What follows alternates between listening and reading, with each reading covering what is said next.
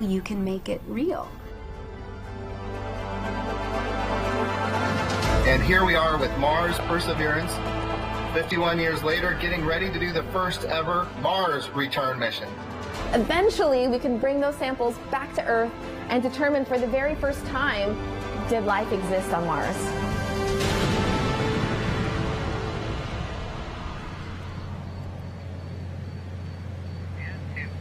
In less than an hour, NASA's 300 million mile journey from America's shore to Jezero Crater on Mars will begin with the launch of this Atlas V rocket into space. And at the top of that rocket, with a beautiful sunrise and shrouded by that protective fairing, is the Perseverance rover headed to Mars, ready to ride a column of fire and smoke on its way to the red planet. What a beautiful morning here on the Space Coast. Welcome everyone. Behind us, the star of the show. This is a life-size mock-up of the Perseverance rover, which is just like the one we are launching to space. Hi everyone, I'm Daryl Nail. And I'm Mujige Cooper.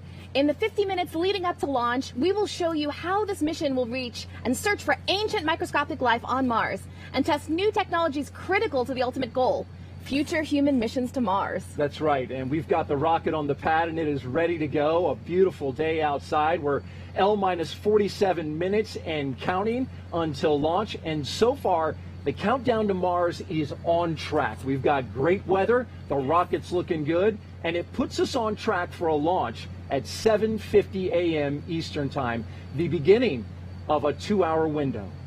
In today's coverage, we will hear Grammy Award winner Gregory Porter. We'll talk live with Derek Muller of the YouTube channel Veritasium, along with the aerospace engineers, scientists, and a NASA astronaut. Oh, it's going to be a great show. Yes. I love it. I love it.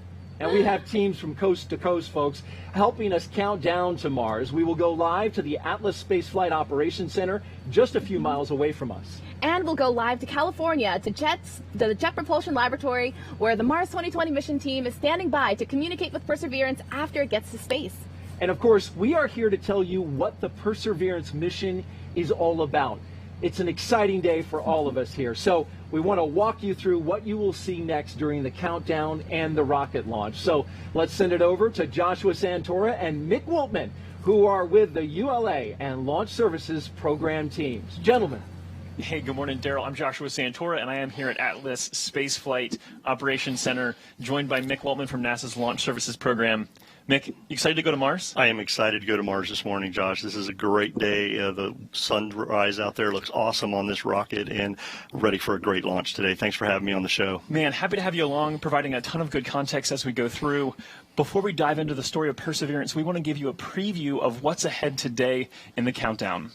Things really got going this morning just after midnight, actually, and Atlas V is just about ready to fly. In a few more minutes, we're going to get the final check of the weather, and that weather report should be coming back really positive. It's been great all morning. We have the terminal count ahead after that. We will be proceeding through the last few minutes of the countdown, and then the drama will be at its peak at launch when the clock strikes 0, the engines ignite, and the spacecraft and rocket take flight. After successfully passing through max Q just shy of 2 minutes into flight, the solid rocket boosters will be expended and will be jettisoned. Nearly 2 more minutes and the payload fairing, what you might call the nose cone of the rocket that has been protecting Perseverance, will no longer be needed. It will split in 2 halves and fall away from the accelerating vehicle. 1 minute later, the Atlas booster will have finished its task of lifting Perseverance above Earth's atmosphere and being on the way to orbit. It too will separate, exposing the Centaur RL-10 upper stage engine that will almost immediately begin its first burn that lasts approximately 7 minutes. After coasting for more than 30 minutes, the second burn, lasting around 8 minutes, will take Perseverance out of Earth orbit and into solar orbit on its way to Mars. That sets up spacecraft separation and the final milestone we're hoping to hear this morning, the acquisition of signal. And I say hoping to intentionally because it's quite possible that Perseverance will be in perfect condition, but we won't make contact during the broadcast. So, lots more to come, lots ahead, but Daryl, we're going to throw it back over to you now to tell us more about this amazing mission. All right, thank you, Joshua and Mick. We've got a lot of really smart people and talented people that we're going to be talking to today, but let's begin with a scientist who's coming up in just a bit. I want to talk a little bit about Mujige Cooper, who's here. She is a planetary protection lead for this mission. Thank you so much. You've been working on this for a while, Moo. Yes, this has been 7 years in the making, and I'm so excited to share this moment with you and with those that are viewing today. I'm just ecstatic. It's fantastic, and we're in a launch period. People probably want to know, why are we launching today? Why are we launching right now? We're in a period that only comes around once every 2 years. Yeah. Explain that. The orbits of Earth and Mars are on the same side of the sun so that we can reach that destination with less fuel. So it's the best time. Short journey, less power. We like that. And we're studying the climate, the geology, and searching for ancient life. But Moo, what kind of life are we talking about here? Well, when we search, we're not going to find dinosaur fossils, right? We're likely, No? unfortunately, likely we're going to find it in the form of microscopic life. We're hoping Ancient to. life. We're Hoping. Yeah, we don't know if it's there, right? Yeah, don't know. Okay, well, that's why we're going. Yes. All right, thank you very much, Moo. And back here on Earth, our friends at Twitter are celebrating Mars 2020 in a very special way we want to let you know about. Check this out. If you tap the like icon on any tweet containing the hashtag countdown to Mars, you'll see an animation brighten up your screen. You can check it out. Also, the like button itself has a special little animation that you can see right there in the corner. See that? Did you see that one? The little sun and the rocket? You should went around hit it there. That's right. You just hit it and it goes. Oh, there you go. It will also work in any language from our partner countries, including Spanish, French, Norwegian, and Italian. Wow, that is pretty incredible. That's pretty neat. Yeah. And despite the daunting challenges, NASA has a long history of missions to Mars, going all the way back to 1965 with the Mariner 4 spacecraft. Yeah, we've covered a lot of ground on Mars since then. So let's head out to California and join JPL's Raquel Villanueva. Raquel, what can you share about our history of exploring Mars? Well, Daryl, in the past, we explored the red planet with orbiters and landers, but it was the ability to move around Mars with rovers that truly helped unlock its secrets. Today, I'm joined by Perseverance Deputy Project Manager Jennifer Trosper. She has worked on every single Mars rover mission for the past 3 decades. Now, Jennifer, how does today's launch fit into the history of exploring Mars? Well, we have always been interested in Mars because it's the thing that's most like Earth that we know of. And it's a little bit different today, and so understanding what happened to Mars will help us understand more about our solar system and also more about Earth. Now, as we said, Mars exploration started in 1965 with the Mariner spacecraft flying by Mars. And in 1975, we actually landed the Viking 1 lander on the surface of Mars. And then after that, we started sending orbiters with more sophisticated instruments. Those instruments would do global mapping. They'd find the minerals. They'd find the topography of Mars. They'd actually study the weather of Mars. But we found out that those orbiters needed partners. They needed partners to go down to the surface of Mars and explore like a geologist on Earth would, where he walks around and takes pictures and maybe she takes some measurements. That's what these rovers needed to do, and that's really what started the Mars rover program for us. Our very first rover we sent in 1997. It was a Sojourner rover. Sojourner weighed about 25 pounds and drove all of about 400 feet. But she really showed us what value a rover on Mars could have. And so then the Mars program started the Follow the Water theme to try to understand Mars better. And the first 2 rovers that were sent to Mars to follow the rover were Spirit and Opportunity. They landed on opposite sides of Mars in 2004, and they drove 30 miles combined. And they both found evidence that there had been water on Mars in the past. But we still weren't sure whether that water fostered an environment that was good for life. And so then we sent Curiosity in 2012. The Curiosity rover was big, it had a big robotic arm, it had a drill, it had a science lab in the front. And Curiosity was trying to understand the habitability of Mars. Could Mars have ever fostered life? Could life have ever grown on Mars? And within months of Curiosity landing on the surface, she actually found an ancient habitable environment on Mars. But we still don't know if life ever did form on Mars, and that's the goal of the Perseverance mission. Wow. Thanks, Jennifer. And now that we understand how each rover mission helps shape the other, let's get to know Perseverance. Mars is the closest place that we can reach with robotic exploration that we think had a really good chance of having ancient life. The Perseverance rover will land at a location called Jezero Crater. Jezero Crater is a very interesting place. It's a crater that once held a lake. There are a lot of craters on the surface of Mars that could have once hosted ancient lakes, but not every crater that we think had a lake actually preserves evidence that that lake was there. It had an inflow channel and it had an outflow channel. That means it was filled. The crater was filled with water. In Jezero, we have probably one of the most beautifully preserved delta deposits on Mars in that crater. The major goal of the Perseverance mission is to investigate astrobiology on Mars, and in particular, to address the question of whether life ever existed on Mars. The Perseverance rover starts with a design that's very similar to Curiosity, but we've added to it a whole new set of science instruments. And these science instruments were purposefully selected to help us in the search for biosignatures. We're going to be taking microphones with us. For the first time, we're going to have that human sense on another planet. Perseverance carries with her a grand experiment in spacefaring technology, a helicopter, the name of which is now Ingenuity. One of the major upgrades that Perseverance has from Curiosity is that it's able to self-drive for a distance of up to 200 meters per day. As the rover is driving, it's literally building the map of the road it's driving on Mars. Scientists for years have told us that to really unlock the secrets of Mars, we have to bring samples from Mars back to Earth. So what Mars 2020 is going to do is to drill samples, put them in small tubes. We're going to seal it in its own individual tube. We set them on the surface to provide a target for the second two missions, which hopefully will get in development in the next several years and could potentially get the samples back to Earth by 2031. Perseverance is a very, very profound first step in both our understanding of our place in the universe and a stepping stone towards human exploration on Mars.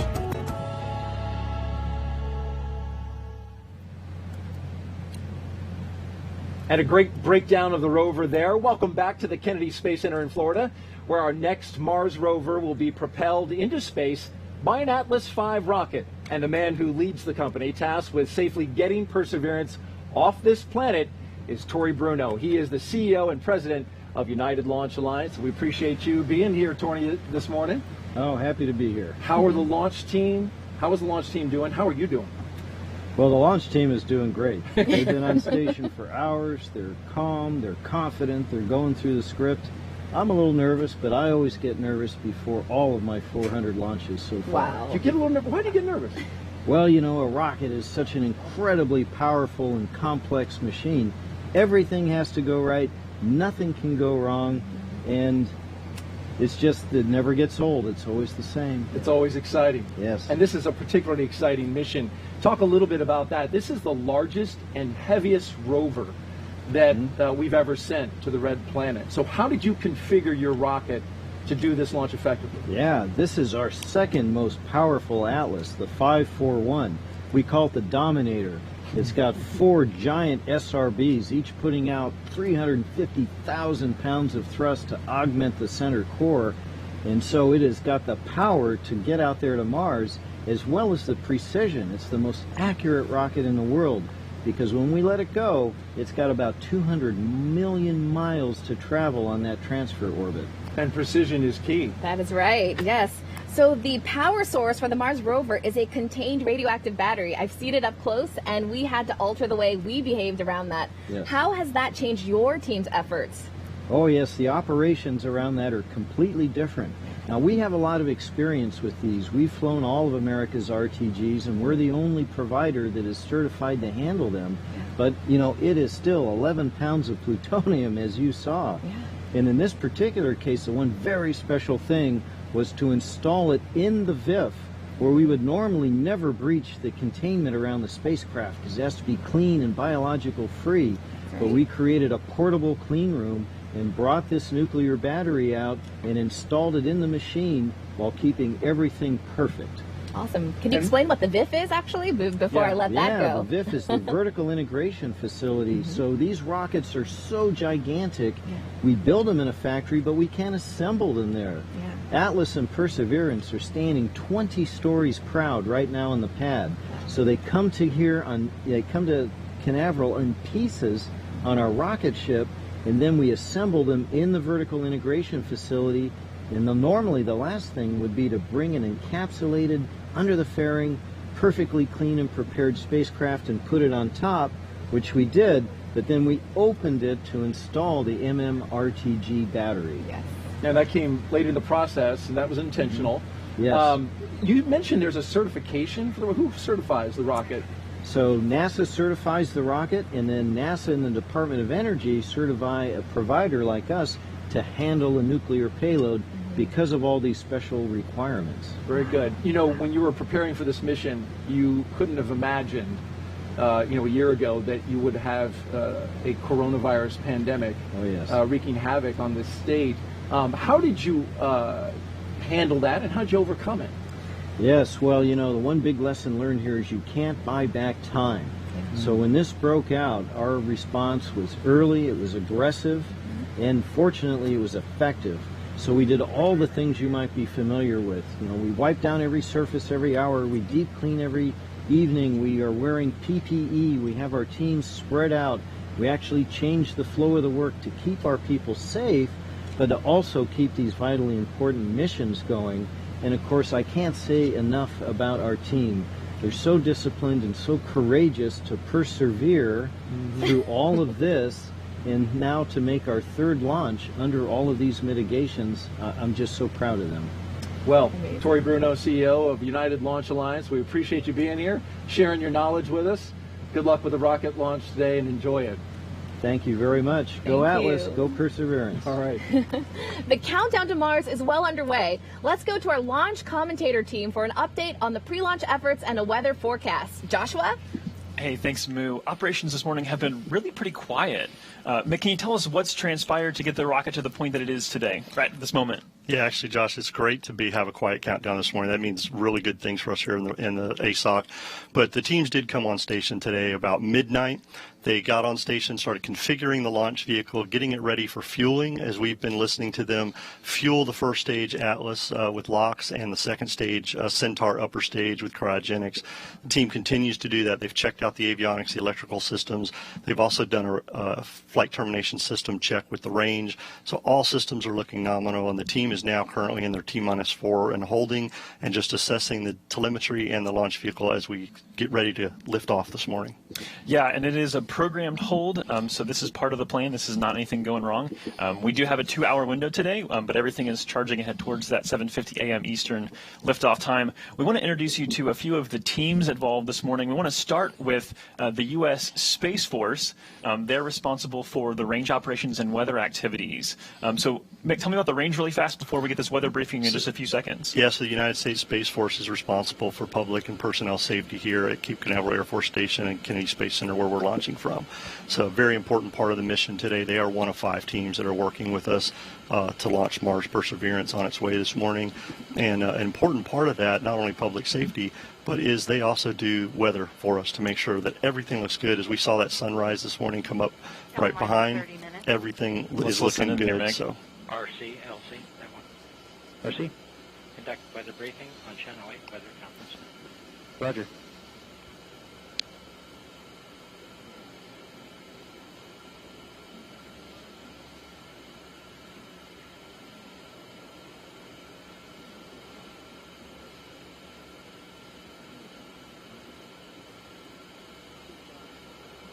Sorry, we thought we were going to get that for you live, and apparently the audio is on another channel. Forgive us. We should be looking at a visible satellite image. We have now mostly clear skies, a few clouds off to the east over the water. We were monitoring one cell on the radar 10 miles to our southeast, which has dissipated, so things are looking great for launch. We are go on all LCCs and expected to remain go through the count. Our temperature is currently 80 degrees. Could climb to 82 by the end of the window. Winds are currently from 220, 8 knots sustained with peaks to 10 knots. 10% POV for the cumulus cloud rule. Proton flux is at normal background levels and expected to remain so through the count. This concludes the weather brief unless there are any questions. All right, so I think we're in good shape. We heard a great report there. Again, hearing the go on all LCCs, the launch. Absolutely. LCC. Launch commit criteria. I can never remember the second C. Appreciate that. So tell us about the T clock, because obviously we mentioned we're at T-minus 4 minutes and holding, so we have a difference here in these two clocks today. Yeah, so the teams actually are working to two different clocks. The L clock, or what we call the launch time, or L-minus time, is the real-time clock, which continues to count down towards liftoff. T-time, that's the clock that the team uses for operational sequences of events in the procedure. This time has built-in holds in it, one of which we're in right now, 30-minute hold, which allows the team to adjust things that they need to do throughout the countdown tonight. So the L clock will continue counting down, and what's unique about this is at L-4 or T-4 as we pick up the count, these two clocks will sync up and we will count down to liftoff this morning. One of the things we want to kind of piggyback off of the weather briefing for is to talk about the power source for Perseverance. Perseverance actually has a nuclear battery, which that might be a little bit alarming for people to hear that. It's not a nuclear reactor, it's a nuclear battery, and it's actually something that has been developed by the Department of Energy for this kind of a purpose. It's a multi-mission radioisotope thermoelectric generator, which is a mouthful, but it's an MMRTG. It's roughly the size of a 5-gallon bucket, and it is designed to actually how does this actually produce power for the robot? So it's using nuclear material inside, right, to generate the electricity that's there. Starting off the mission today, it'll be about 110 watts of power that provides the spacecraft as we lift off. And it'll provide power for Mars Perseverance throughout its whole mission life. So that's the unique thing about this battery source that's pretty neat, is that it will continue for the whole time. Yeah. The Atlas V has a perfect launch record, so it's in good shape.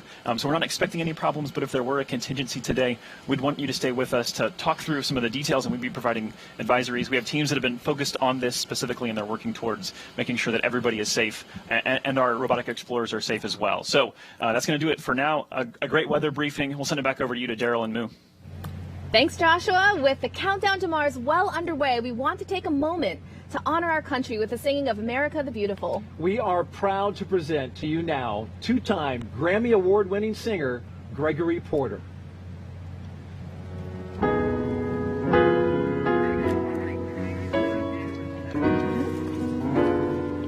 Lori Glaze, come on down. Good morning. For spacious skies, for amber waves of grain, for purple mountain majesty above the fruited plain.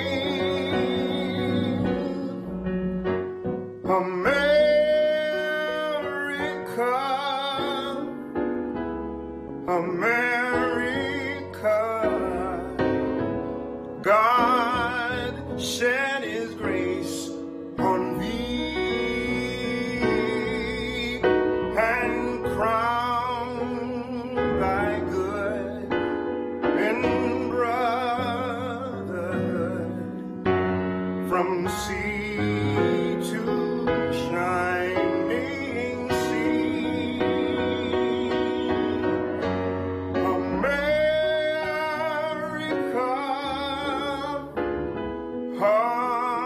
America,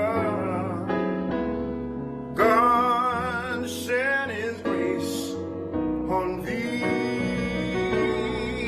and crown thy good with brotherhood from sea to shining sea.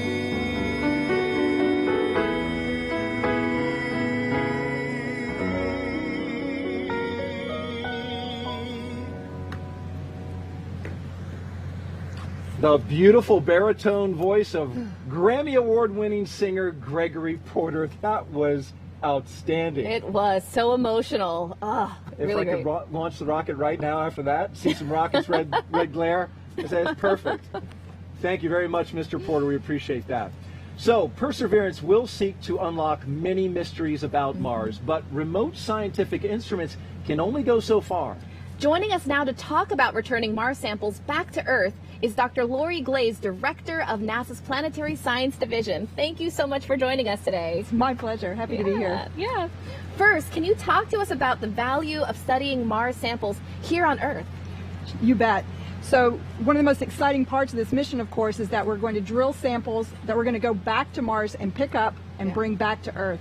And part of the reason for that is, or the main reason is, that we can only go so far with the instruments that we have on the rover. They're wonderful, it's a great suite, but nothing compared to the state-of-the-art instruments in the laboratories around the world. So we really want to get those precious samples back here so that we can do that really in-depth analysis of the samples here. In addition to that, not only do we want to study them now, today, with those state-of-the-art instruments and facilities, we can preserve actually most of the sample for decades, and that will allow us to use future instruments that haven't even been invented yet, or answer questions we haven't even thought of yet. So it's really important to get those samples back here. And could we confirm life if it is there with the instruments we have on the rover, or would that actually happen back on Earth? I fully expect we won't be able to make that real determination until they're back here on Earth. We expect with the instruments we have on board to be able to detect biosignatures and the types of things that say, yes, this is a sample that may contain evidence of past life in the sample, but I think it'll be very difficult to confirm that until we actually get the samples back here on Earth. Speaking of getting them back here to Earth, the key part of this, how will you do that? That's a great question. We're already starting work on that next mission called Mars Sample Return. We think it's going to launch. We're planning for a launch in 2026. This is a really complex mission. It's going to require 2 launches from Earth and 1 launch from Mars in order to get those samples back here. Wow. We're working really closely with the European Space Agency, our core partners on this mission. So we'll have a launch from the U.S., which will launch a sample return lander that will land on the surface carrying a fetch rover that will go out and pick up the samples, bring them back, load them into a rocket, the Mars Ascent Vehicle, and launch them into orbit around Mars. At the same time, when we launched from Earth, the Europeans are also launching an orbiter from Earth that will be in orbit around Mars, and it will capture those samples with that orbiter. We're going to capture them, and then it will make its return trip back to Earth, release them, and they'll come down and land in the Utah desert, where we will then safely carry them and put them in the curation facility. Wow, what a process. Awesome. Yeah. That is so amazing. Thank you so much, Lori, for joining us today. We appreciate My your time. pleasure. Enjoy the launch. Get a I'm view. gonna. Yeah, go Perseverance, go Ingenuity. Awesome. Thank you, Lori. Well, in the early 1900s, the Wright brothers proved powered flight was possible on Earth. Now, NASA plans to test a powered flight on Mars with an ingenious helicopter. So, let's get back out to California now. And Raquel, the Martian atmosphere is 99% less dense than here on Earth, so this is no easy task to fly on Mars. It is, Daryl. Now, hitching a ride on the Perseverance rover is an exciting technology demonstration. The Mars Ingenuity helicopter. Now, if successful, it would mark the first time humans have taken powered flight on another planet. Ingenuity's project manager, Mimi Ung, joins us now to talk about the set of milestones Ingenuity needs to hit in order to take flight on Mars. Hi, by the way, we just had an earthquake in this room. But anyway, with that, Mars Helicopter Tech Demo is motivated by the potential of adding the aerial dimension to space exploration. In the future, a helicopter can serve as a scout for rovers and astronauts. A helicopter can get us to places of high scientific interest that cannot be reached today. It's not easy to build a rotorcraft for flight at Mars. The atmosphere there is very thin, about 1% compared to that at Earth. So a helicopter for Mars has to be very light and have a rotor system that can spin very fast. Behind me is the full-scale model of Mars Helicopter Ingenuity. It's very light, 1.8 kilograms, about 4 pounds. It's capable of flying through the thin atmosphere of Mars and is capable of surviving and operating autonomously. There is a set of milestones between now and Ingenuity's first flight. The very first one is when we turn on the helicopter and the base station to check their health. First time operating in true space environment. The next major milestone will be when Perseverance rover deploys Ingenuity helicopter to the surface. The deployment will also mark the first moment the helicopter starts to work on its own in a standalone manner. It will never return to the rover. And the first major milestone then will be the helicopter surviving the first cold Martian night, about minus 90 degrees Celsius. And we've designed the helicopter to keep itself warm. So we've planned for up to 5 flights in the 30 Martian days that have been set aside for our flight experiments. The flight data we get from the helicopter will inform our team the health of the helicopter and performance of each flight. The data could also include a few color photos. First ever photos of Martian terrain taken from aerial vantage. That would be true icing on our cake. Mimi, thank you. And you're right, we did have a little bit of a shakeup, but everything seems to be okay right here so far. And we look forward to Ingenuity's first flight. And with that, let's head back to KSC as we continue the countdown to Mars. All right, thank you, Raquel. When the name Perseverance was chosen for the rover, our country was in the early stages of the COVID-19 pandemic. Now, the name is also a fitting description of what NASA teams needed to get this rover to the pad on time. Joining us now is NASA Administrator Jim Bridenstine. Thank you very much for being here, Jim. Perseverance is meaning a lot, and that includes recently a 3.9 earthquake that we have reports of in California. Yeah. We just saw our own Mimi Ung. She said things were rattling there. So we are persevering a lot. Good thing we're not launching from Vandenberg today. You're absolutely right about that. Things looking good here in Florida. I want to ask you, why did you choose to move NASA forward on this launch in the midst of a global pandemic?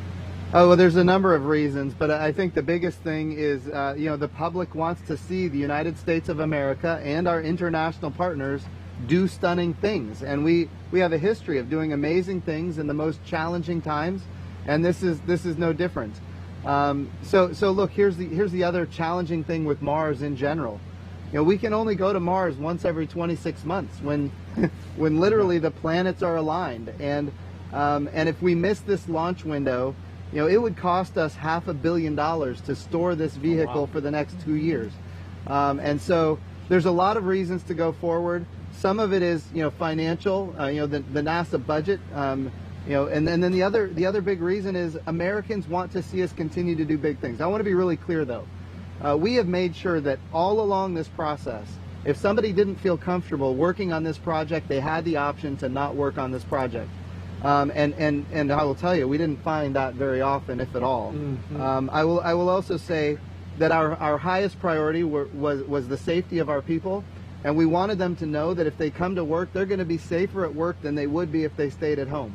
And of course the personal protective equipment, the social distancing, the changing of schedules in order to minimize people working on the vehicle at one time. All of these things were put into place as protective measures. But it is true, the name Perseverance, which was given to this robot by Alex Mather, who's a 7th grader in Virginia. Mm-hmm. This is all about perseverance. And going to Mars, as you said, going to Mars is all about persevering in general. Doing it now is more persevering than ever before. Real quick, we've got to launch, of course, counting down. How are you feeling? Well, nervous as always. This is a lot of money at the top of a rocket, and of course not just the money, but the entire life's work of so many, thousands of people. So look, it's going to be a good day. We're knocking on wood. But it's going to be a good day for NASA. Thank you very much for being here, Jim. Appreciate Always. your leadership. Thank you. You bet. All right. Thank you so much. We are now at L-minus 14 minutes and counting. Let's check back in with Joshua and Mick, get an update on preparations to launch the rocket. Joshua, there's an important poll by the Launch Services Program happening soon, right? Yes, absolutely. So the countdown is continuing. Obviously, a status report, we heard them talking about the earthquake, and everything is still good. We're hearing that on the back end that things are proceeding well. No no major issues or hiccups because of that.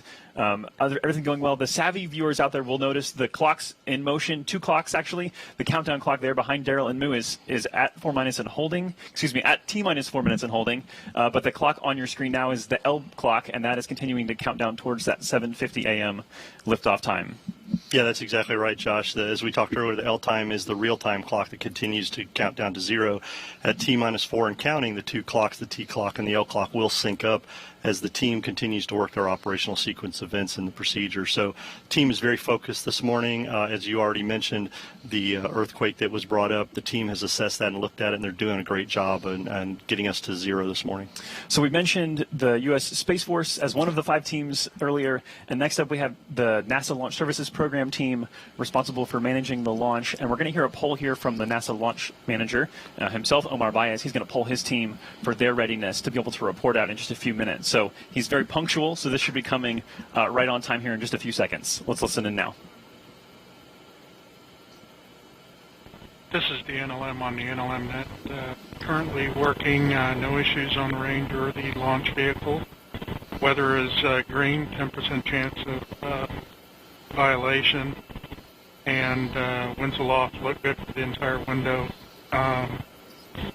The spacecraft did experience some earthquake activity at their control center in Pasadena, but appears to be ready to proceed. And with that, I would like to poll the team for final launch poll and spacecraft configuration. NASA CE. NASA CE is go. SMA. SMA is go. SMD. SMD is go. NASA Mission Manager. NASA Mission Manager is go. LSP. LSP is go. Copy. NASA team is ready to proceed. All right, so we heard NASA team is ready to proceed. He even mentioned the weather in there, which is great, only a 10% chance of violation. Again, a big thank you to Jessica Williams of the U.S. Space Force, 45th Space Wing. I like the fact that we're working no issues this morning into this count. That's an important part that Omar brought up. And the team, one thing you need to understand about the NLM is it's a combined NASA team of spacecraft and engineering. So hearing all those goes is good this morning. Yep, and we're going to keep moving because we got a lot to do still. We're going to throw it back out to you, Daryl. All right, thank you very much, Joshua. Our NASA teams across the country overcame challenges caused by the COVID-19 outbreak, as you've heard so far, to get this Mars rover to the launch pad on time. We are about to hear from workers at centers in California and Florida who took every imaginable precaution while managing to get this vital work done.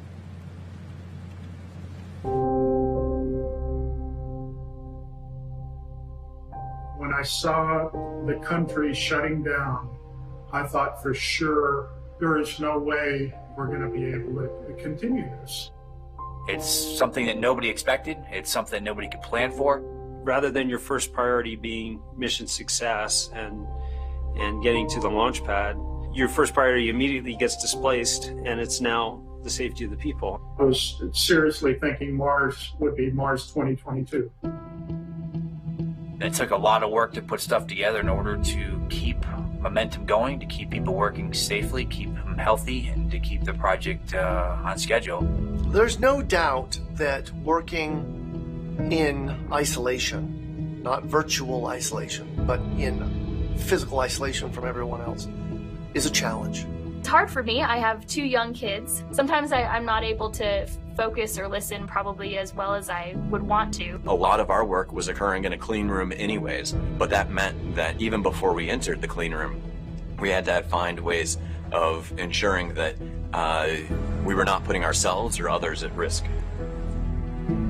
Most of the time for these missions, our relation with the spacecraft customer is incredibly important. So usually we're able to be here working beside them on their equipment and making sure that all of their needs are covered even before they ask for it. It is a challenge, but we're used to meeting unique requirements here at the hangar, and we pride ourselves in our flexibility.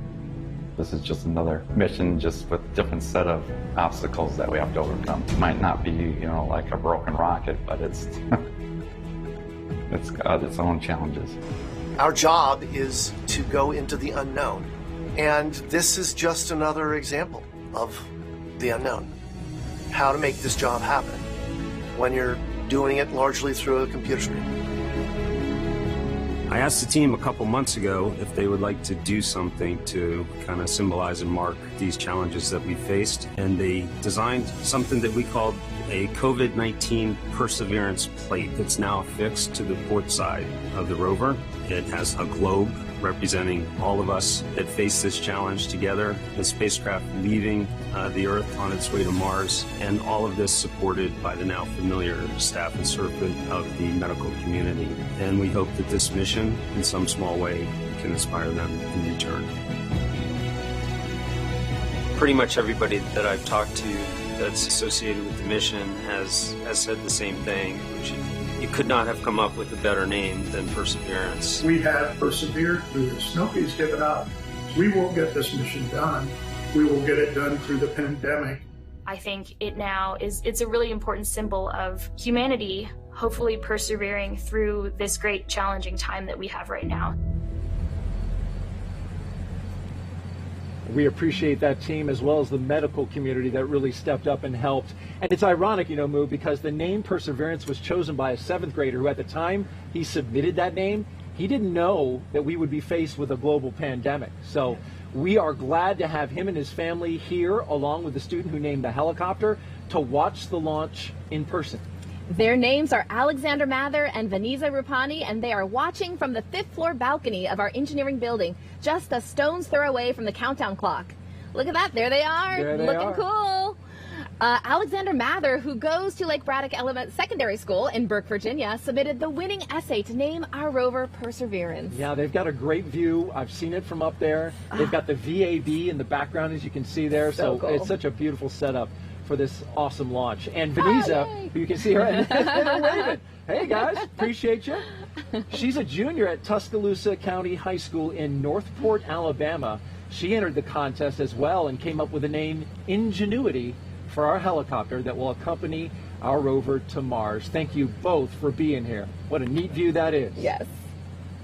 All right, folks, with the coast phase coming up, we want to let you know that after the launch, it will be about an hour before Mars Perseverance separates from the second stage. When that happens, the rover will then be on its way to Mars, so hang in there. Yeah, don't go away, as we will walk you through the flight around the Earth, and we'll talk live with the astronaut Zena Cardman about our human exploration ambitions and NASA's Associate Administrator of Science, Dr. Thomas Zurbuchen. It's going to be great, folks, so stick around. It's L-6 minutes and 26 seconds now. And time to focus our attention on the launch operation the rest of the way to liftoff. So let's send it back out to Mick Woltman and Joshua Santora. Gentlemen. Thank you. I want to let you listen into the remainder of this poll in motion. Let's go to that now. Range coordinator. Clear to proceed. Launch director. LD is go, and you have permission to launch. Proceeding with the count. ALC, verify T0 is set for 1150 Zulu.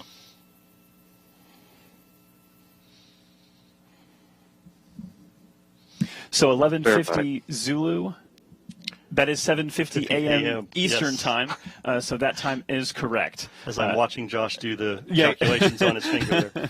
Get my advocates out. Right. No, so there's a lot to come ahead. One of the things coming up in just a few seconds. 5 minutes, 30 seconds. OS, NSC. Go NSC. Spacecraft on internal power and timer set for T0 of 1150 Zulu. Roger. OS, start list data capture. Roger. Fantastic. All steps are complete prior to terminal count. LC switch is ready. Awesome. So things are really starting to pick up here. You're going to hear more and more chatter on those nets there. That call was to say that Perseverance is powered and ready to go, which is a phenomenal call. Yeah, a couple things happened during that time, right? Is launch conductor, ULA's launch conductor, Scott Barney, pulled the whole ULA team. They were all go. We got to hear the third of our 5 teams. The third of our 5 teams. We got to hear the end of that where the range was clear to proceed, and ULA's launch director, Bill Cullen, gave the authority to go for launch this morning at 7:50 a.m. Then we got to hear from the JPL spacecraft team that they are the fourth team that they are on internal power, and timers are set. They are targeting a liftoff of 7:50 a.m. this morning. So all things are looking good for us, Joshua, this morning. It's so, we talk about being nervous and excited. This is right here where we're nervous and excited. Yes. There are a lot of things happening as we get ready to count down to the liftoff this morning. We have about 15 seconds left in this hold before we pick up the count. Yeah, we're going to listen into that. The fifth team, the one we haven't mentioned yet, is the Department of Energy, who is responsible for the MMRTG, the power source for Perseverance. 3, 2, 1, mark. Awesome. So this is now the terminal countdown. This is that time when things become more and more automated over the next few minutes, and the energy's building, but the focus is increasing exponentially. Yeah, as Tori said during his interview, you know, the teams are very disciplined, very focused on what they're doing, the operational sequence of events that they're following. They are making sure everything happens, especially in this T-4 and counting period, because there's a lot of things they have to do. They have to finish topping the vehicle, make sure that all the tanks, first stage, second stage on Centaur, are at flight pressures and full of fuel, ready to go for this morning. They have to make sure the FTS system is armed and ready for personnel safety, just in case, so that the range can do that. They have to check the electrical and avionics systems. They have to make sure that the flight computer has all the information it needs to place Mars 2020 into the orbit it has to. So a lot of things going on.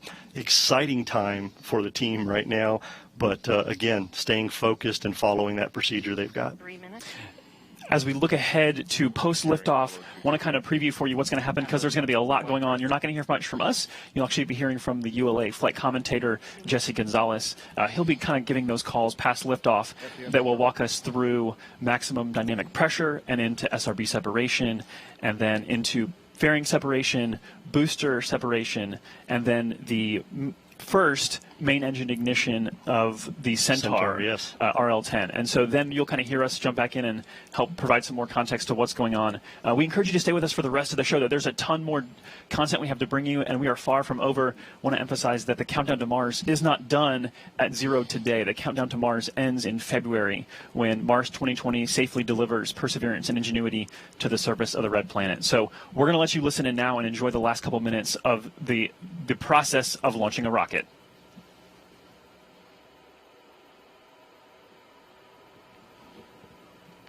One minute 59. Vehicle internal. 1 minute 55. Launch sequencer start. 1 minute 50. Securing Centaur LH2. Securing Centaur LO2. So there we heard the fueling is 1 wrapping minute up. 40. Yep, fueling is wrapping Launch up. enabled. Team is gone. Launch enable's 137. done. Launch conductor sequence is ready to go. They're getting ready to turn the vehicle over to auto FTS sequence at T-31 seconds. So that's a big thing that they're getting done here. At T-minus 25 seconds, we will hear the team give their final goes that everything is ready and 1 the minute launch 20. vehicle is ready to lift off and OCU perform armed. this mission. SCS count started. 1 minute 15. Produce CCS for launch. Roger. 1 minute 10. Then valves locked.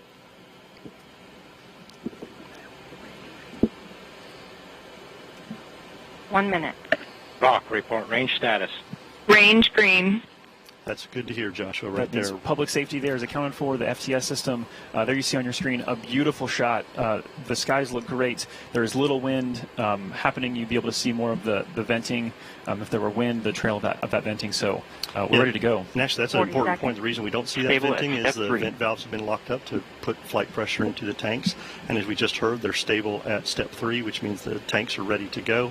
And here at about 5 seconds, we will hear the team ECS reduced for launch. give their final go. 25 seconds. Status check. Go Atlas. Go Centaur. Go Mars 2020. There we go. We are ready to go lift off this morning, Joshua.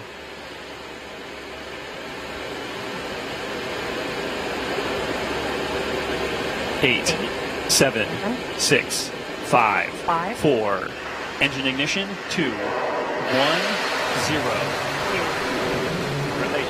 And liftoff. As the countdown to Mars continues, the perseverance of humanity launching the next generation of robotic explorers to the red planet.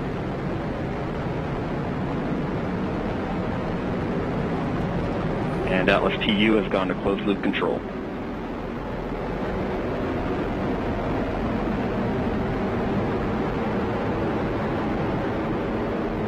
Coming up on 30 seconds into flight, the RD-180 is throttling down as expected. Engine response looks good.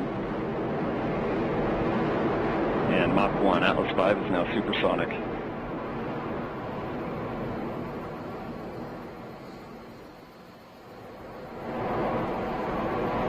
And passing 45 seconds into flight, vehicle is now passing through max Q, maximum dynamic pressure.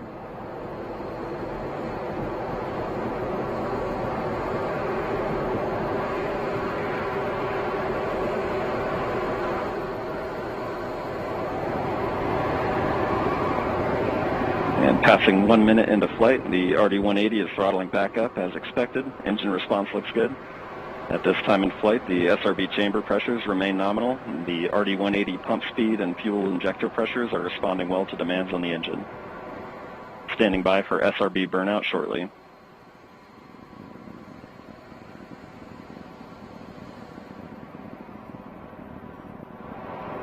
And we have burnout on all 4 SRBs. Burnout pressure signatures look good. Standing by for SRB jettison shortly.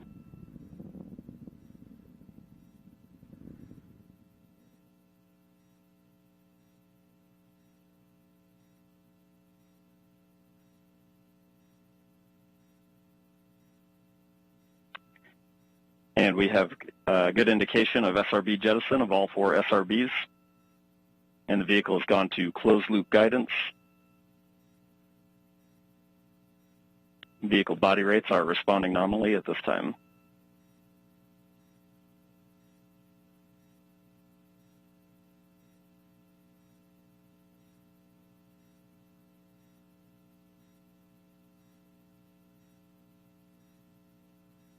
And coming up on 2.5 minutes into flight, the RD-180 is throttled down slightly as expected. Engine response continues to look good. At this time, the vehicle is 50 miles in altitude, 85 miles downrange, traveling at 6,000 miles per hour.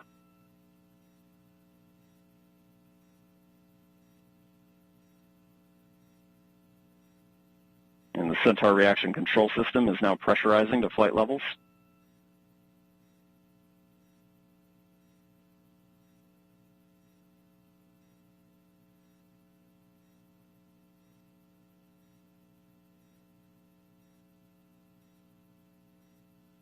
And just past 3 minutes into flight, the RD-180 is now throttling to maintain a constant 2.5 G acceleration limit for payload fairing jettison.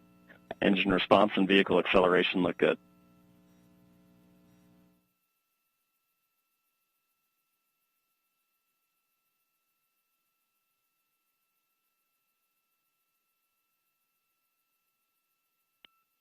And we have good indication of payload fairing jettison and Centaur forward load reactor deck jettison.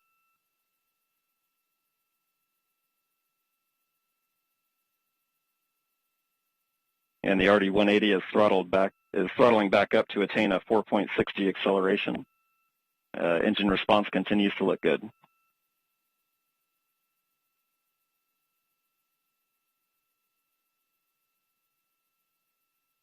And Centaur has begun the boost phase chill down sequence to thermally condition the RL-10 for operation. Standing by for BECO shortly.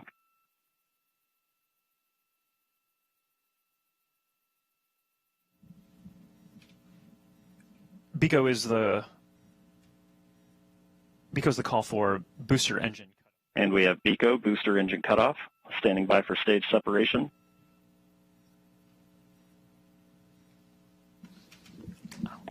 And we have good indication of Atlas Centaur separation. So there you're seeing live footage. And we from have the MES rocket. 1. RL-10 operating parameters look good. Chamber pressures are stable.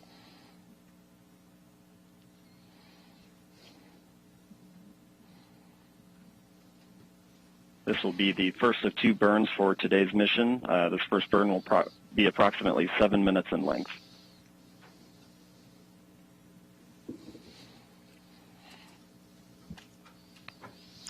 So Mick, that's pretty exceptional footage there. That's live video. We will see that switch over shortly into an animation that kind of helps let us know what's happening with the rocket. But right there, a beautiful liftoff.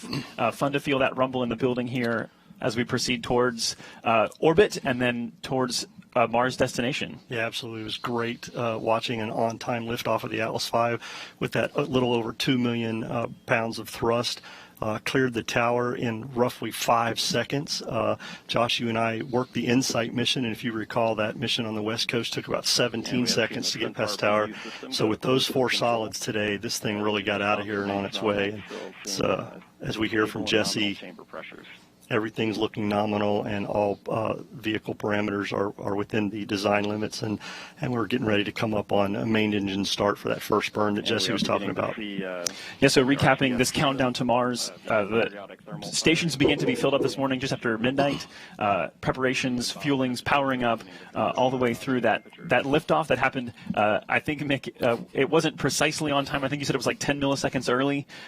So it's pretty much dead on. Yeah, dead on. This team does a great job. As I said, they're very focused, very disciplined. As Tori also said, courageous. They have done a lot of work to get us to this point today through this pandemic, changed how they did some of their work, made adjustments as needed, a lot of cleaning, a lot of things, a lot of wearing their face masks, doing all kinds of things. And so this is an exciting time, not only for the JPL team in Mars 2020, but everybody that's worked this mission, and for the country and the agency. So this is exciting to see. We still have a long way to go, Joshua, before spacecraft separation. Yeah, we had a really quiet countdown today, which is phenomenal, that we got off the ground on time. And we are proceeding now that we are in the middle of the first burn. It's tough to make out, but that engine is lit and it's firing. So we are in motion. There you go. There's that animation we talked about. The telemetry there as we switch to a TDRS compatible data format. TDRS. Overall telemetry quality is very good. The space tracking system. So there you go. This is not an actual video, but this is an animation that's driven by real data. So although we're not actually seeing the engine on screen right now, we can see that the engine is lit, and that is driven by the data that says that the engine is truly lit and we're in this burn. Yeah, the launch vehicle continues to send telemetry to the launch team via the TDRS network, as you mentioned, and that allows them to continue to watch what's going on and make sure all their sequence of events meet their timeline. We continue on a nominal flight this morning. This first burn, as we heard earlier, will be about 6 minutes. This will get us into that park orbit around Earth, allow us to get on our way, and then get into that approximately 30-minute coast period that we're going to have. 8 minutes into flight, beginning to see the Centaur PU system balance out mass errors, seeing very stable body rates in the Centaur. So we've mentioned 5 teams at play, and although if you were watching, hopefully you got a chance to see this in person, if not on camera, it's easy to kind of say, oh, it's over, like job done, but all 5 of these teams still very much engaged, still very much focused, because there's a lot of work ahead as we proceed through this first burn, and then a coast phase, like you mentioned, Mick, and then a second burn, and then spacecraft separation and the acquisition of signal from Mars 2020. So a lot more coming up here. Mick, I know for Launch Services Program, you guys manage the launch. So what does that mean? I mean, this is you guys' work in action right now. By the way, that's the 5th team that we didn't get to mention. We talked about JPL, we talked about DOE, we talked about United States Space Force, and United Launch Alliance. LSP, we are like the brokers to select this launch vehicle and help with manage this mission. So we get our spacecraft customer, the JPL folks, they come to us. They have some certain requirements that they need for this mission. The Launch Services Program made up of engineers and flight analysis folks, and they look at everything, they help define those requirements, and then we go out and procure a vehicle from a commercial partner. In this case, it was the Atlas 541 for the Mars 2020 mission that was needed for performance, right? As you and I have talked over the last several days, Josh, one of the things that was important for us to look at was that performance, to be able to get Mars 2020 onto that transfer orbit into solar orbit to intercept Mars in 7 months. It's kind of analogous to a football game, right? With a quarterback trying to throw a pass downfield. You need a quarterback with a lot of performance who can get that ball down there where it needs to be, so the receiver can intercept that. In our case, 7 months later. There you go. Yeah, it's the longest football pass ever. The Earth is the quarterback. The Atlas is the quarterback's arm. Perseverance is the football, and Mars is the receiver. That's exactly right. And what we also talked about is that technically, you could launch to Mars at any time if you had a rocket that was powerful enough. But this is the launch period every 26 months or so, as we've talked about, that makes the most sense because you require the least amount of energy to get to Mars, because it takes a lot to get there. Obviously, like the Atlas 541 is is a workhorse. Yeah, as Tori said, it's their Dominator. Right? There you go. I love that name for the Atlas V 541. But we heard Jim Bridenstine, our NASA administrator, tell us that if we didn't make this launch period, we would be down for roughly 26 months. It's right? tough. So the period started July 17th and goes to August 15th. Today, July 30th, was one of those launch opportunities that we had. We had a 2-hour window, and within that window, we had several opportunities. 25, actually. Yeah. 25 opportunities. And we launched at the beginning of the window on our first opportunity to get Mars 2020 going on its way. And that, that sounds like a lot, and it is. The flight analysis group, both at JPL, LSP, and ULA, did a lot of work to pick out those target sets and figure out where we needed to be. So they've done a great job, and we'll see how this mission continues. So, Mick, tell us about the 2 burns required here, and we're actually coming up on the end of the first one. Ultimately, a lot of people probably, and myself included at some point, just like, why wouldn't you just keep firing the engines? Just fire all the way through and get to Mars in one shot. So the first burn gets us into that park orbit we talked about. We've lifted off, we've left Earth, we've got into a park orbit around Earth right now. And while we're in that park orbit, we will perform some maneuvers to kind of roll Mars Perseverance and the Centaur and coast during that time, basically setting itself up looking at the sun and away from the sun to control the thermal environments that are on Mars 2020 during this coast period. That coast period will allow us to coast around into the position that we need so that we can have that second firing to get the velocity needed to head off into Mars. Yes, and we will be back for that second burn in just under 30 minutes now. But for now, there's more to learn about this mission and all the amazing science that's involved. Daryl, back to you.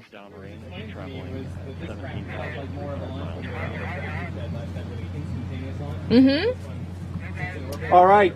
Thank you very much. Great launch and great job, guys. Back outside now to recap. An Atlas V rocket carrying Mars Perseverance rover launched on time from the Cape Canaveral Air Force Station at 7:50 a.m. Eastern Daylight Time. Incredible. After the rocket took flight, it separated from the first stage and was then boosted into orbit by the Centaur's second stage.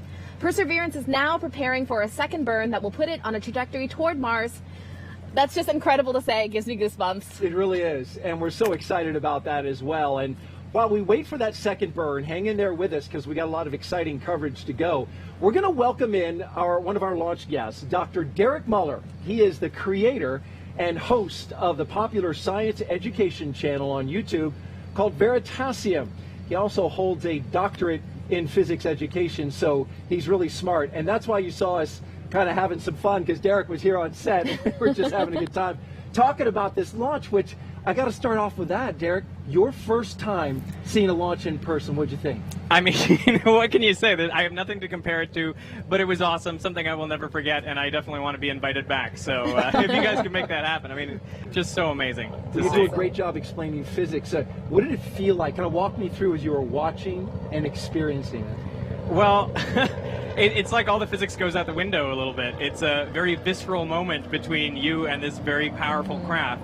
I think it's just amazing, all the, the engineering that goes into making something that's that powerful and yet that controlled, Yeah. And to witness that is phenomenal. And then to feel the rumble of all that sound as it hits you, I found it an incredibly emotional experience. It's almost unbelievable to, see it taking off. It's very surreal, that's for sure. Nice. What excites you the most about the Perseverance rover? Well, the Perseverance rover is going to do a lot of great science. So I'm excited, for example, that it's going to cache samples that we're going to bring back.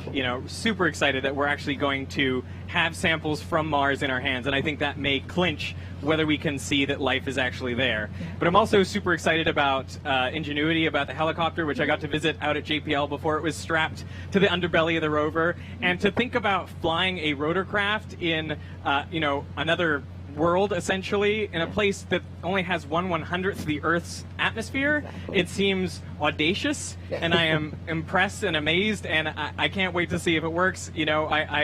I'm cautiously optimistic. I think the team is phenomenal. And you did, in fact, a YouTube story on it, a piece on your channel, and did a fantastic job going to JPL. I did, yeah, and I was just so lucky that it was like there, a meter or two away from me on the other side of a door in a clean room, and that was, one of the great moments of my life. Yeah, that thing's going to Mars. Exactly. Yeah, and it weighs like about as much as my laptop.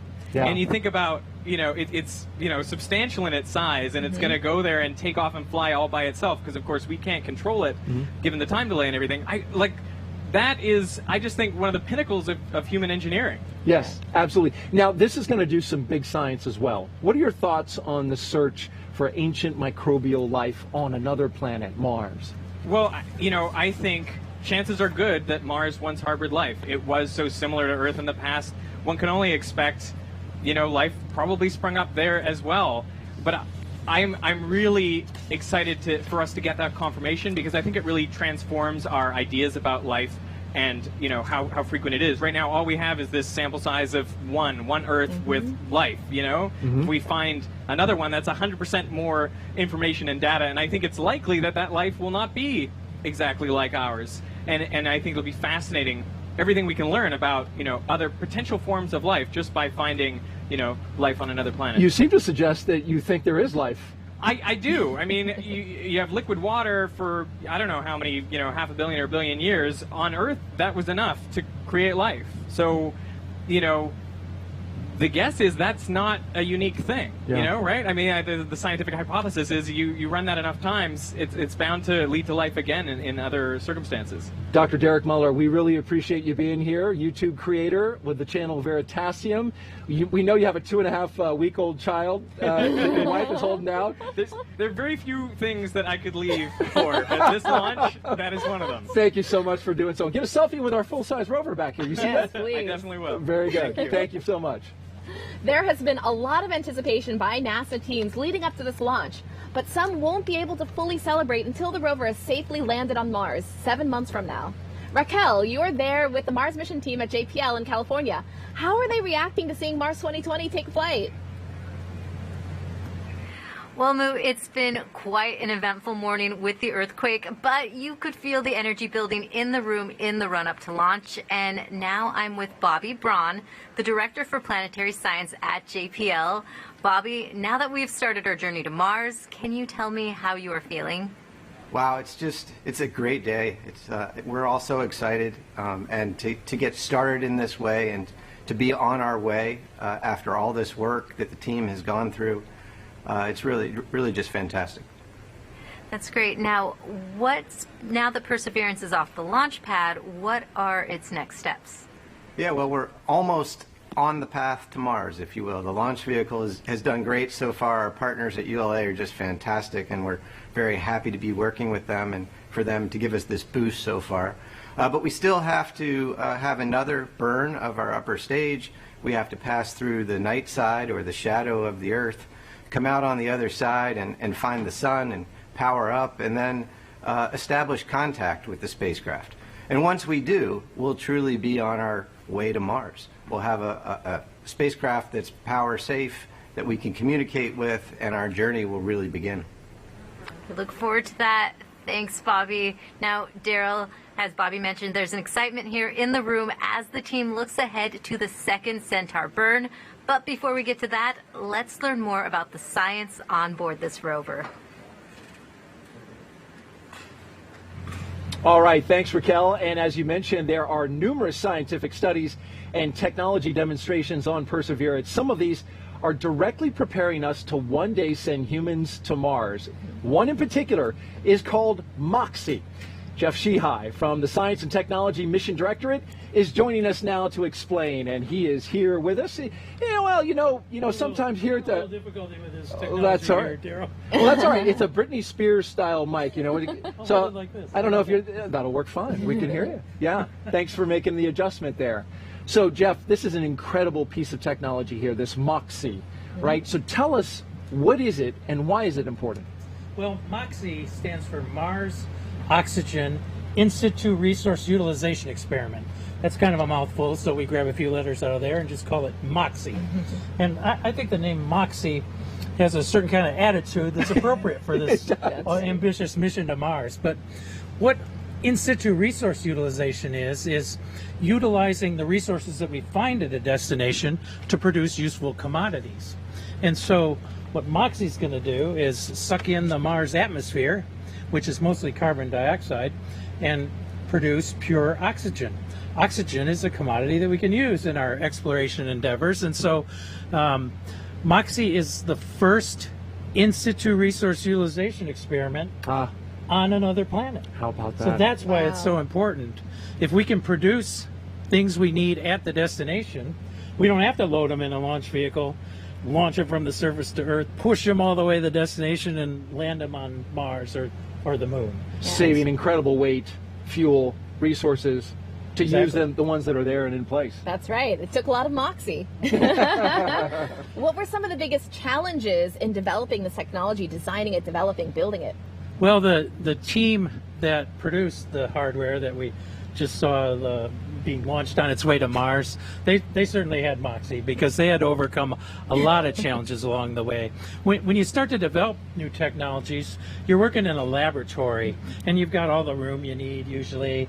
You can build it big and heavy because you're not trying to make it look pretty, you're just trying to make it work, and you've got all the power you need, and you can control the thermal environment, and you can have teams of people come in and tinker with it and fix it when it breaks and all of that. So, but and you can probably see where I'm going with this. When you get to the point where it's time to fly that hardware to prove it out in the space environment or on the planetary surface, then the rubber really hits the road in terms of the engineering, and that's where the teams of engineers come into play, and they develop clever solutions to implement the process that's been developed in the lab and package it for space flight. So MOXIE faced a lot of challenges. You know what? Once you have to put it on the rover, the size becomes important. It has to fit in a certain volume on the rover. The amount of weight or the mass becomes really important. Every ounce you launch into space takes propellant to move it. So we want to make MOXIE as light as possible. Had to fit within a certain mass budget, or they would have kicked it off the rover. And we're glad you made it on the rover. And just real quick, and without getting too deep into the technical details, how does it convert carbon dioxide to oxygen? So MOXIE uses a thermal and electrochemical process. There's a compressor that was built by a company called Air Squared. Some of that was funded under the NASA Small Business Innovative Research Program, actually. And they built the compressor. What it does is acquire the carbon dioxide from the Mars atmosphere and push it into the electrolysis system. A company called Ceramatech, a team led by a guy named Joe Hartvigsen.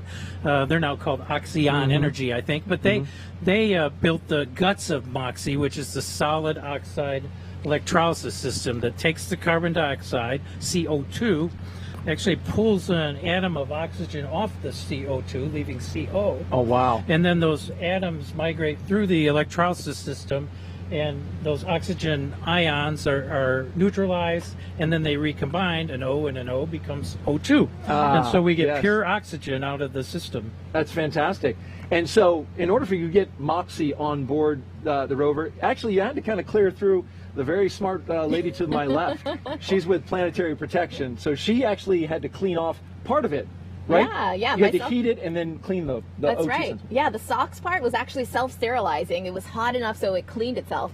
But there's a part, the O2 sensors, that needed vapor hydrogen peroxide sterilization. So it was the first time we used hydrogen peroxide on flight hardware. Oh, that's awesome. Yeah. Yeah. So you can say thank you. Thank you. Thank you. No, thank you. Appreciate it very Thanks for much. letting us do that. Well, you know, in speaking about the rover, Moo, what is it, you know, Curiosity told us that we have, or had at one time on Mars, moving water. That's So right. what is Perseverance going to do in terms of confirming whether life could have been there? Yeah, exactly. So the past missions set up the stage as far as understanding what could sustain life, and now we're actually looking for signatures of that life. And so some of the answers that you're looking for, which one are you personally looking most forward to?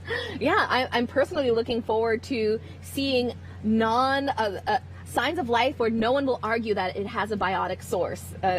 It's very easy to say, oh, this chemistry could have happened from natural reasons, but I want to see a smoking gun. It would be awesome to see that. Now, that's not exactly easy, right? No, not at all. And so explain that to us. Yeah, so in order to get that definitive signal, one of the main things you have to do is make sure you have a clean instrument that you're sampling with. And so that's why we spent a lot of time cleaning, baking out hardware to such a high degree, 150 degrees Celsius for some of these parts, to make sure it was clean enough. And so those parts have to be specially made to be able to handle that heat. That's right, yeah. In order to get it past you. Yeah, all of the material selection, everything was done specifically for that purpose. Where else in the universe, Moo, do you think we should explore for life? Yeah, I'm really excited about Europa. Europa has an ocean underneath a thick layer of ice. It has vents underneath that have a heat source, so there's a source of energy for possible life. Europa, a moon. Yes, the moon. Yeah, icy moons. That's the next place to go. It's interesting that you picked that. I mean, it's a very, very cold, cold place. Yeah. You've got a rover in front of you that is miniaturized. Do. We have one that is behind us. Yeah. Right? And as part of this, you also had to make sure that that nuclear battery was installed. Exactly. Yeah, there it is. Yeah, this bit back here. Tell me about how that worked, when you did it, and how that process was. Yeah, it was only a few days before this launch day. I mean, we just finished counting our samples just a couple of days ago. How about that? Yeah, so we had to actually alter the way we sample. We take wipes and swabs of every surface of the rover. But for this, we had to make sure our head was far back and we had as minimal radiation impact as possible. But we got it. It was super clean. INL did a great job. Everyone has done a fantastic job making sure this was as clean as possible. It's ready to go. What do you think about that full-size rover behind us? It's incredible. It's like, hey, you should be up there. And apparently it is right to scale as you take a shot of it there. That's a beautiful rover. Well, it is. Thanks for describing all that to us, Moo. We really appreciate the time for you describing that. All right, back into the show now we go. Moving forward, of course, this is the countdown as we go up. You can see the Centaur there in the graphics as we are tracking and continuing to track Mars 2020 on its way. And when searching for the possibility of life on Mars, it's all about location, location, location. And Perseverance's destination is a place called Jezero Crater. Let's go back out to JPL now. And Raquel, you've got a scientist there that believes Jezero Crater gives them the best chance of finding any evidence of past microscopic life. That's right, Daryl. Knowing where to look for signs of ancient life on Mars can be a daunting task. It took 5 years to select a perfect landing site, and with us now is Katie Stack-Morgan, one of the project scientists who helped pick that location. Katie, can you tell us why we're heading to Jezero Crater? Thanks, Raquel. There are many reasons why scientists are so excited to send Perseverance to Jezero Crater, and why we think that Jezero Crater is an ideal place to begin a Mars sample return campaign. At Jezero, we think that Perseverance can assemble a diverse set of samples that will help us resolve some of the most important questions about life beyond Earth and the evolution of planets over time. At Jezero, we know without a doubt that there was an ancient lake and river delta. And at Jezero, we have river valleys that flow into and out of the crater, and we know that that lake filled up with water and then overflowed. Life as we know it requires water to survive and thrive, and we think that Jezero has all the building blocks to support past life. At Jezero, we also have one of the best preserved deltas on the surface of Mars, and deltas in lake settings are ideal for supporting life. And the rocks that Perseverance will explore can tell us more about the possibility for past life on Mars. The rocks at Jezero Crater are also some of the oldest on Mars, between 3.5 and 4 billion years old, and that's the same interval of time when life was developing here on Earth. So by exploring the rocks in Jezero with Perseverance, we have the opportunity to explore more about the development of life in the solar system and can answer some of the major questions we have about that fundamental question. Back to you, Raquel. Great. Thank you so much, Katie. And with that, let's head back to Kennedy Space Center. Daryl? Much, Raquel. We are back here at the Kennedy Space Center with our most special guest, Moo, and the Perseverance rover. Here it is, a full-scale mock-up of the actual rover itself. Well, Moo, here it is. Yes. And so we've learned a lot about this rover so far. So tell me, kind of describe from top to bottom what we're working here. At the top, you've got the mass cam, which is pretty tall, right? It is very it's tall. towering over your head. It is on a stage, but what does it do? Yeah, so it has a lot of fun components. Some of them are the Mastcam Z. Z stands for zoom, so you see those two stereo cameras. And there's also that eyeball, what looks like an eye, is actually a laser. It shoots at the rocks. A laser. A laser, lasers. And then depending on the signature that comes back, the spectrometer reads it and tells you what the geology is. And that's fantastic. Yeah. Some of the real exciting science, though, is happening right here on this part. This is the articulating arm that comes out right? And then goes down onto the planet and starts drilling. Exactly. What all is here that's going to help us understand more about the geology of Mars, the climate, and whether or not there was life? Yeah, there's of course Pixel and Sherlock, the really amazing instruments that are going to tell us about the biosignatures. But in the middle, there is the coring drill. The real drill will have a drill bit, a coring bit, which is hollow in the middle. And there's going to be a tube inside. This is just a 3D printed version. And as it's collecting samples, it's going to have samples that go directly into the tube. Oh, you've got a tube there. Yeah, here's show a the camera 3D there. printed tube here. Yeah. And it's going to go down the middle of the tube as it's acquiring the sample. Once it's done, it's going to dock with the bit carousel here. It's going to ingest the entire bit with the tube inside and the sample. It's going to rotate down to the belly, and there's going to be a little arm on the inside called the SHA, the sample handling arm, to manipulate it, take pictures, assess the volume, and then seal it. That's fantastic. And so there's quite a bit of robotics happening between this part, the bit carousel, and getting it underneath. As we know, it's now underneath. But here's a special guest, and we're going to duck down. This is the Mars helicopter. Yes, Ingenuity. This thing is going to be actually tucked up underneath the rover. It was a late addition to this project, but it's probably one of the neatest things on it. It is pretty amazing. 2,400 RPM that these blades are going to spin in counter directions. Yeah. It's a little bit under 4 pounds. It's super light. And yeah, it's going to be the first rotorcraft flight on the surface of Mars. It's spectacular. And you know what's amazing? It will be taking pictures as well, right? That's Look right. At the blades. Wow. These blades turn, right? And they turn in opposite directions. They do. They do. It will have a camera on it. It will shoot live or shoot video. That we will then get back. It'll shoot video of the rover as it's doing its work, right? Yeah, it's spectacular. And look at the clearance. I mean, this rover needs to clear this helicopter after it's deployed. All right. Well, thank you so much for giving us the tour of the mock-up. It's just like the real one, except for it's not going to Mars. Well, thank you so much. And so by now you may have heard that this Perseverance rover was named by a 7th grader. And it was given that name, which is very special to us. And so we asked Hidden Figures actress Octavia Spencer to tell you why the Perseverance name is more than just a name to us here at NASA. We are a species of explorers, believers. We choose to go to the moon in this decade and do the other thing, not because they are easy, but because they are hard. We are willing to do the hard things, to overcome the many challenges. This is what brings out the best in us. We are go for a mission to the moon. Our path has led to success and to bitter losses. We come together today to mourn the loss of 7 brave Americans. Yet, even when faced with tragedy and setbacks, we persevere. We keep striving. We keep believing. From space, we see our planet as a whole. We see the challenges facing it, and we face those challenges together. We will not give up. We challenge convention. We refuse to accept the status quo. The time at hand is hard, but we will persevere. We can still draw hope from the moon and the stars, from space, from exploration. There is a new day beyond the challenges we face now. Curiosity, insight, spirit, opportunity.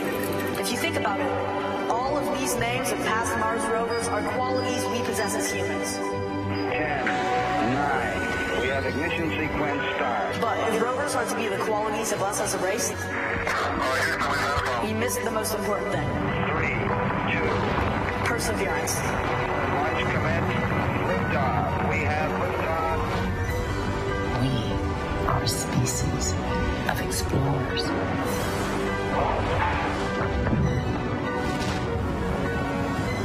We will meet many obstacles on our way to Mars. But as humans, will not give up. We will always persevere.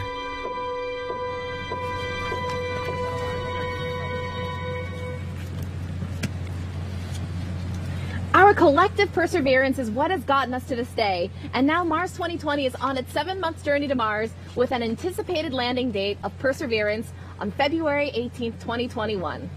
Now we are joined by Dr. Thomas Zurbuchen, Associate Administrator for Science at NASA. Dr. Z, thank you so much for coming over here. God, I'm so glad I'm here, and I'm so relieved. You know, we have a space mission.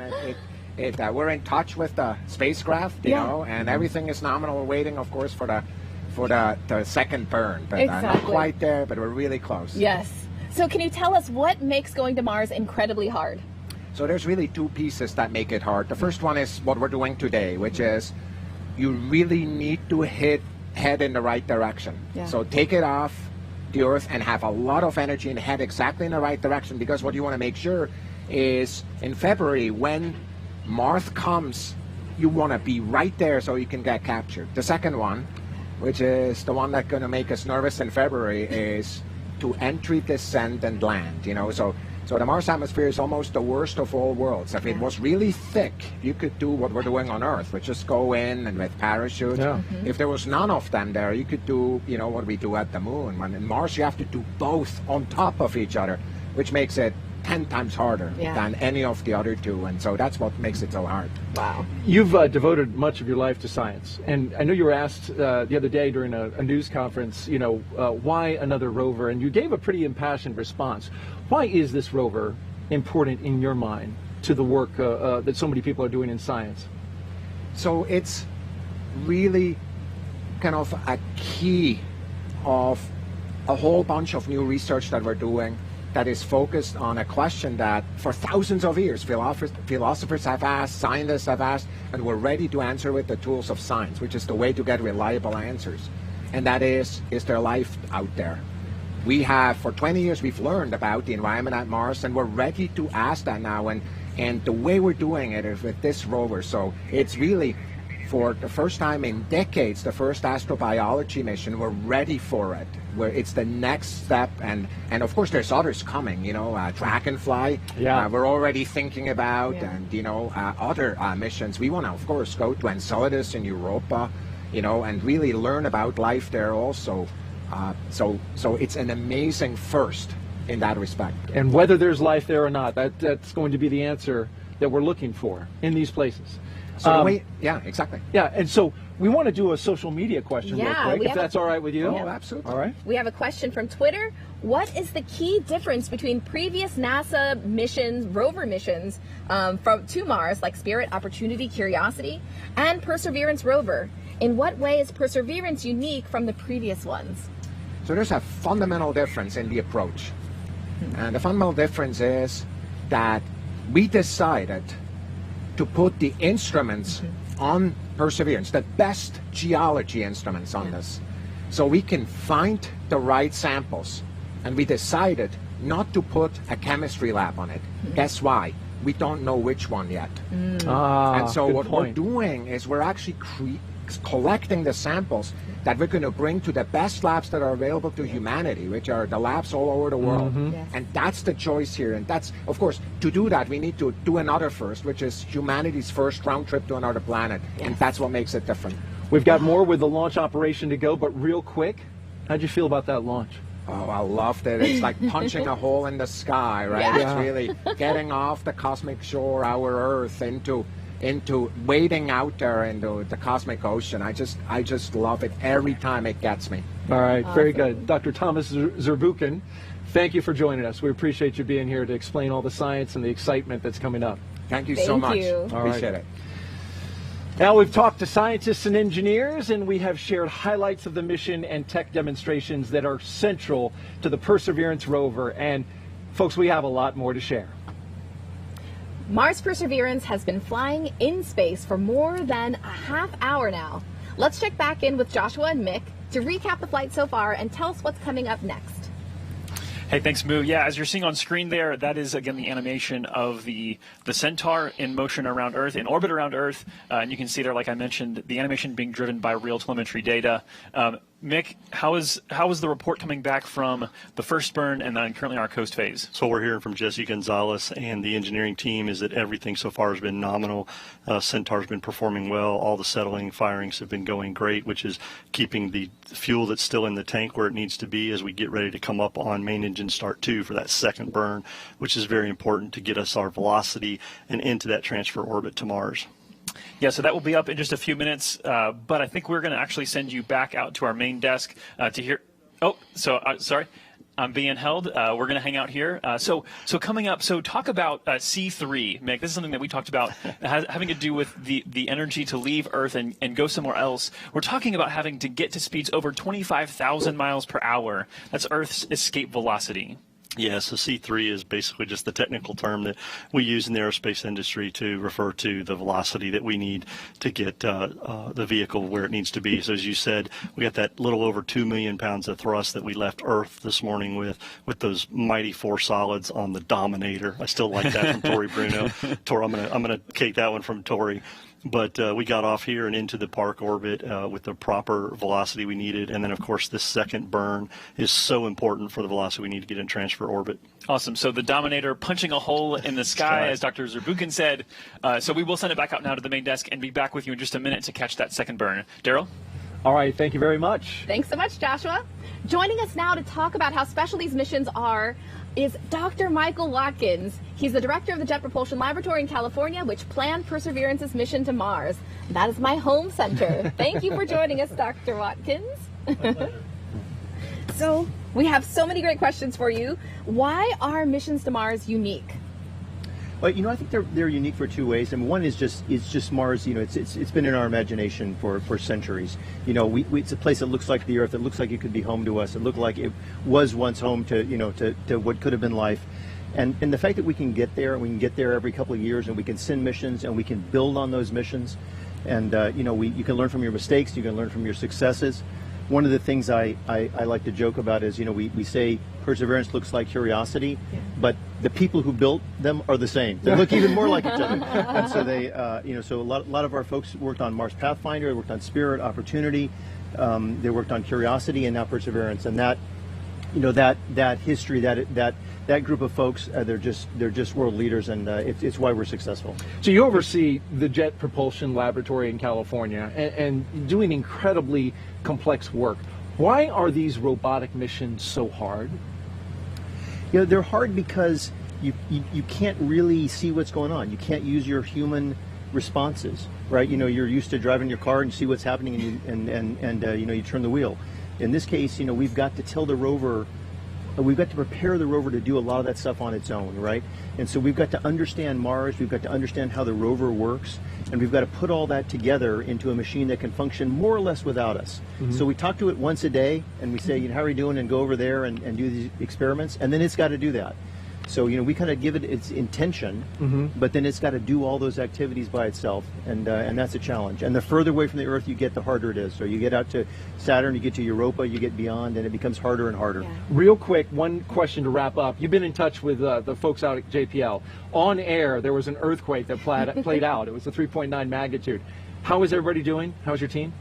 They're doing great. Our view is just Pasadena. It's just the Earth being excited about going to Mars. So it was a very minor earthquake. We have them a lot in California. Okay. Maybe it's like hurricanes here or something, but it's tropical storms here. But it was a very minor event, and everything's fine. And we are on our way to Mars. Okay. So a little rumble here in Florida, some rumble in California. It works out great. Mike Watkins, thank you so much. We appreciate you joining us on the broadcast. My pleasure. Thank you. All right. Awesome. We will have that conversation, a conversation with Zena Cardman coming up, which I'm super excited about. That's right. Yeah. On the other side of the Centaur burn and spacecraft separation. We'll also highlight 6 major technologies that NASA's focusing on over the next decade, including the critical energy needs for such missions. But with that, let's turn our attention to the next operational steps. Joshua, are you there? Yeah, Moo, we're here and we're excited. We have a fuel pre-start call just coming in. We are getting ready to hear the call for this second burn of that Centaur RL-10 engine. Again, Mick, explain what this second burn is for. So as we talked earlier, the second burn is really to get us that velocity as we head into that transfer orbit, right? Centaur and Mars 2020 will head into that solar orbit on its way with the proper velocity. We will then get ready to separate Mars 2020 on its way. And I'm hearing that settling is done, and we have main engine start. There we go. Awesome. And again, that animation there being driven by actual telemetry data coming from that rocket. So that's a phenomenal sign. And again, I think that it's tough with these images. Perspective and scale are so important. This vehicle is in Earth orbit. It's not near anything, so you can't see the acceleration of what's happening right now. But for 8 minutes, it's going to be picking up speed. Yeah, this is the burn that gets us really moving in the direction we need to go, that fast velocity that we need to get out of our park orbit and head on our way to Mars. Of course, Centaur and Mars 2020 are still together, and as we're hearing, everything is looking nominal on this fire so far. Main engine start was good, and the firing is going well, nominal, as we see in the animation there. Fantastic. So this is rocket science, and it's not easy. We actually want to bring in now, we have a special guest. This is Dr. Denton Gibson, excuse me. Yes. He is a rocket scientist. His official title is Senior Vehicle Systems Engineer. Denton, how are you doing? I'm doing well. Thanks for having me. Yeah, did you enjoy that? Obviously, you got to kind of spectate. A lot of days, you guys sitting on console, you have to kind of focus on your computer, but you got to see this one today. Oh, yes, and it was a beautiful launch today. Yeah, nice sunrise. Hey, tell us about your role with LSP. I was not making up things when I said you're a rocket scientist, but what exactly do you do? So as our role in LSP, as a vehicle system engineer, we are the engineering team lead for a lot of the rockets that we launch our science missions on. And we are responsible for the oversight and insight into these launch vehicles for the NASA. That's awesome. And I know in the past you've supported a variety of vehicles. Tell us a little bit about the vehicles that you have supported and the ones you're focused on today. Yeah, so some of the vehicles I supported in the past is the Delta II, which was a long-time workhorse for our science missions, as well as the Pegasus and Taurus/Minotaur C.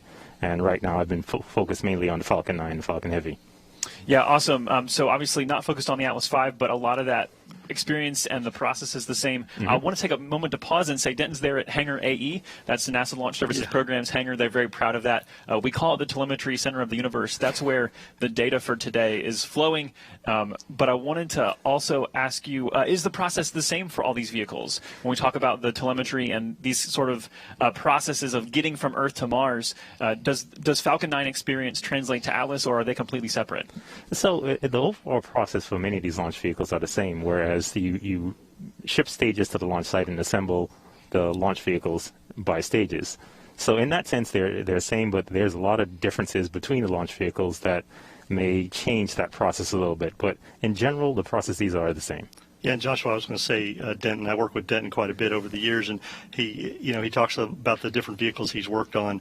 But Denton is one of my senior vehicle engineers in LSP, and so although he's not totally supporting Atlas V today, he does have experience with Atlas V, and as he said, things are very similar. So using his experience, we're able to train and bring on new generation of engineers, and Denton's been a huge part of that to allow us to grow our bench, if you will, to start working commercial partners. Yeah, awesome. So Denton, tell us a little bit about kind of what's involved, what goes in behind the scenes, what's the rocket science of going from Earth to Mars, this maneuver to go into solar orbit? Yeah, so a lot of the things that happen behind the scenes it's a lot of analysis work done by our analysis teams.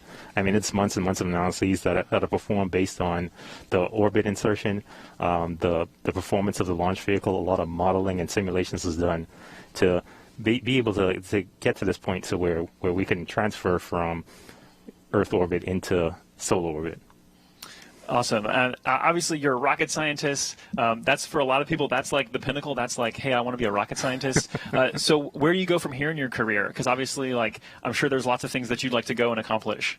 So, going from here, one of the coolest things about this job of working in the launch services program is working the launch, right?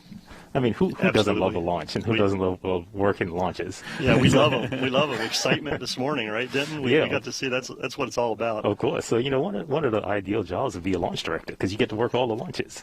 I mean, Very how cool good. is that?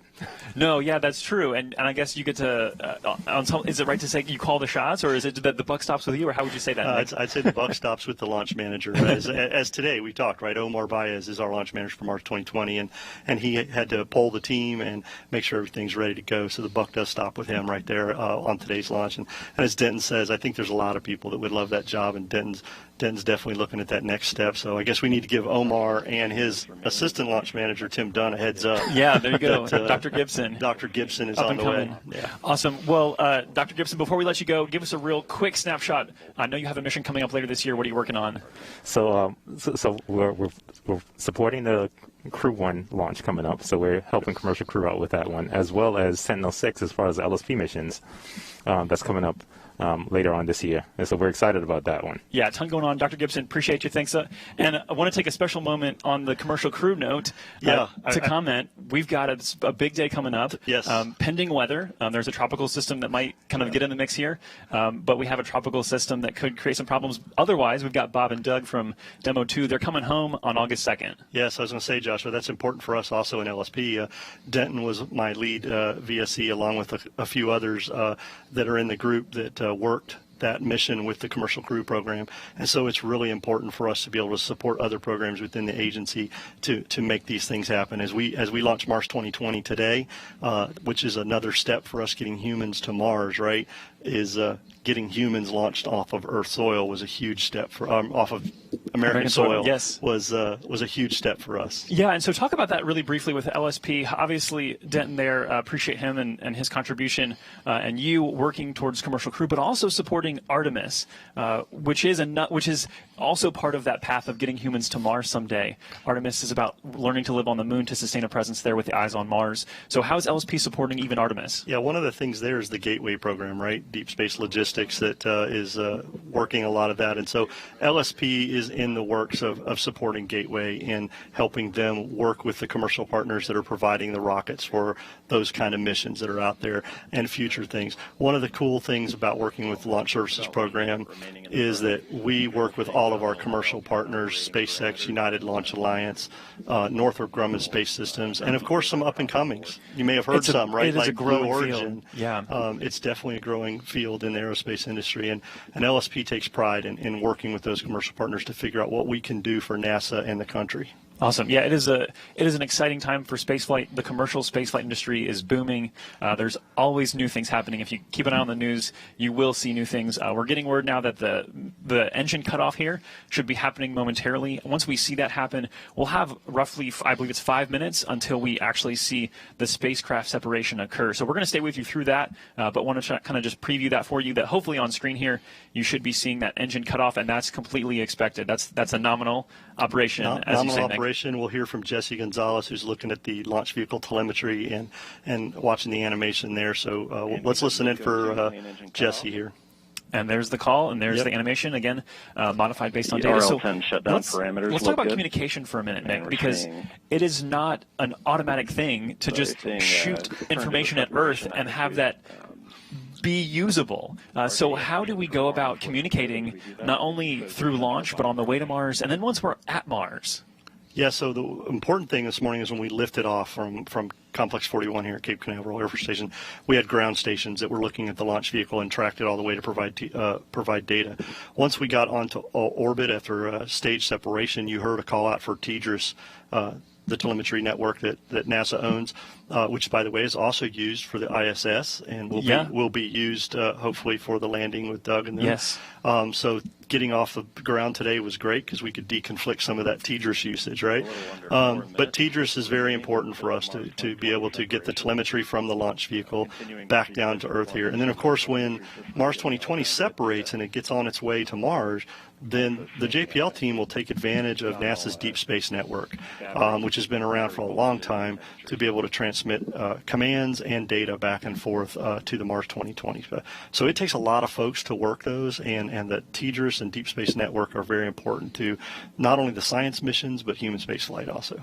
Yeah, and I think the coordination of that is something that people don't get a chance to understand much, because as you said, we're using TDRS for crew return, we use TDRS for space station, and TDRS is not an unlimited resource. We have a good number of TDRS satellites in orbit that help us do these things, but it is a coordinated effort across the globe, because we even have ground stations in Australia, I think. Yeah. Where are all of our ground stations even? We have ground stations everywhere, not only here in America on the West Coast and East Coast, but then you get into South Africa area, Australia, you said. We have several ground stations that catch up different things for missions. But, of course, in orbit, TDRS and the Deep Space Network are very important. And as you said, there's not an unlimited amount of resources there in the TDRS network. So we have to coordinate those things within the NASA agency and with our commercial partners when they're used for our launches. And again, that's another part of what NASA does as an agency.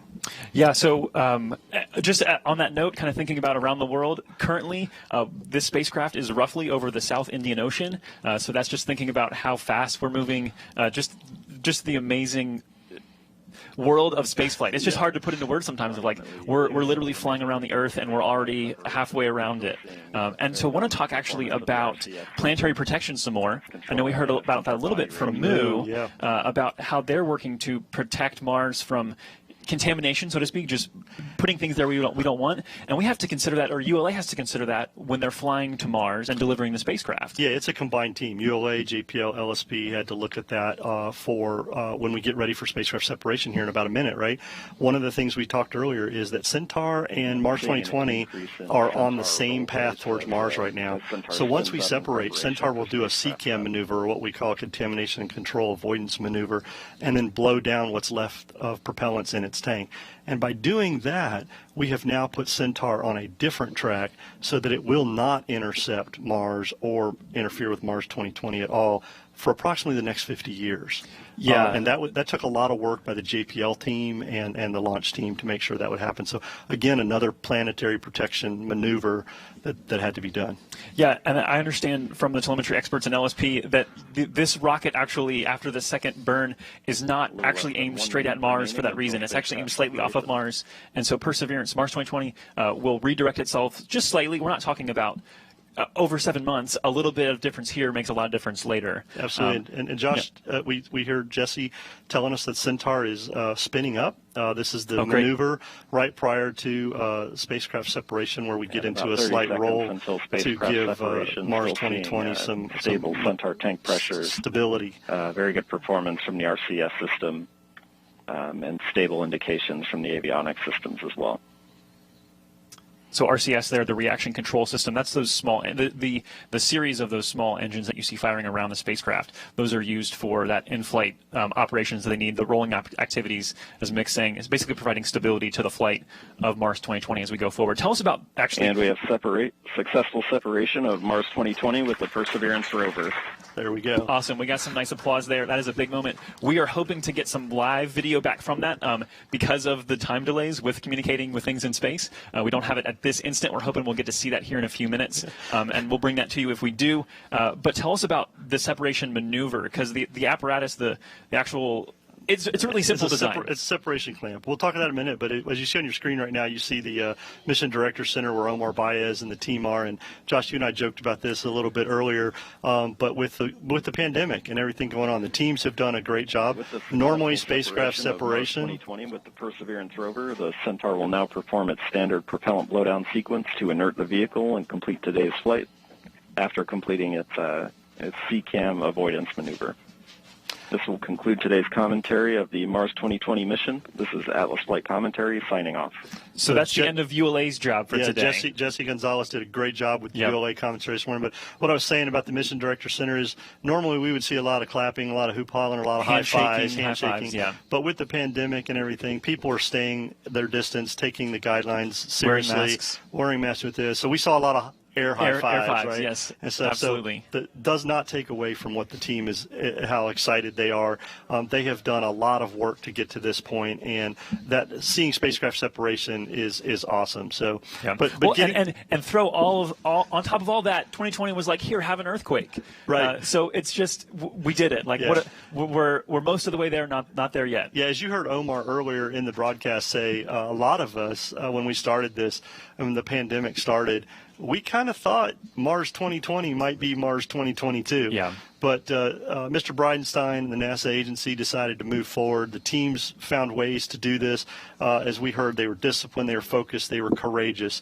And all that played off today with a successful launch at 7:50, and now spacecraft separation, Mars 2020, Perseverance and Ingenuity on their way to the red planet. Hey, we're going to wait for acquisition of signals. Stay with us, but really fast, Mick, tell us very, very quickly about this mechanism, because we teased it. We teased it, yeah. How do these things separate? So the separation system is called a Marmon clamp band, actually designed earlier by Karl Marx, one of the Marx brothers. Very simple design, but it has some spring systems in it that once the signal is sent and the bolts release the clamp band, the springs basically just give just enough force to push the spacecraft off the front of the vehicle.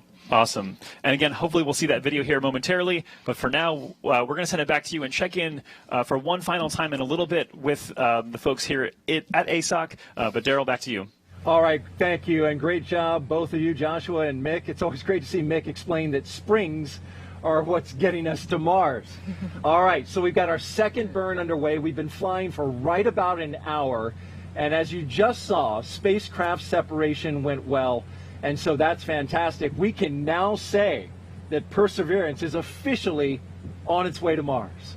What a beautiful thought that is. And while NASA has been tracking the spacecraft since launch with its tracking and data relay satellite system, I know the mission control team at JPL is turning their attention to the next milestone, and that is ensuring that the array of communication antennas known as the Deep Space Network, or DSN, begin to receive a signal from the spacecraft flying the Perseverance rover to Mars.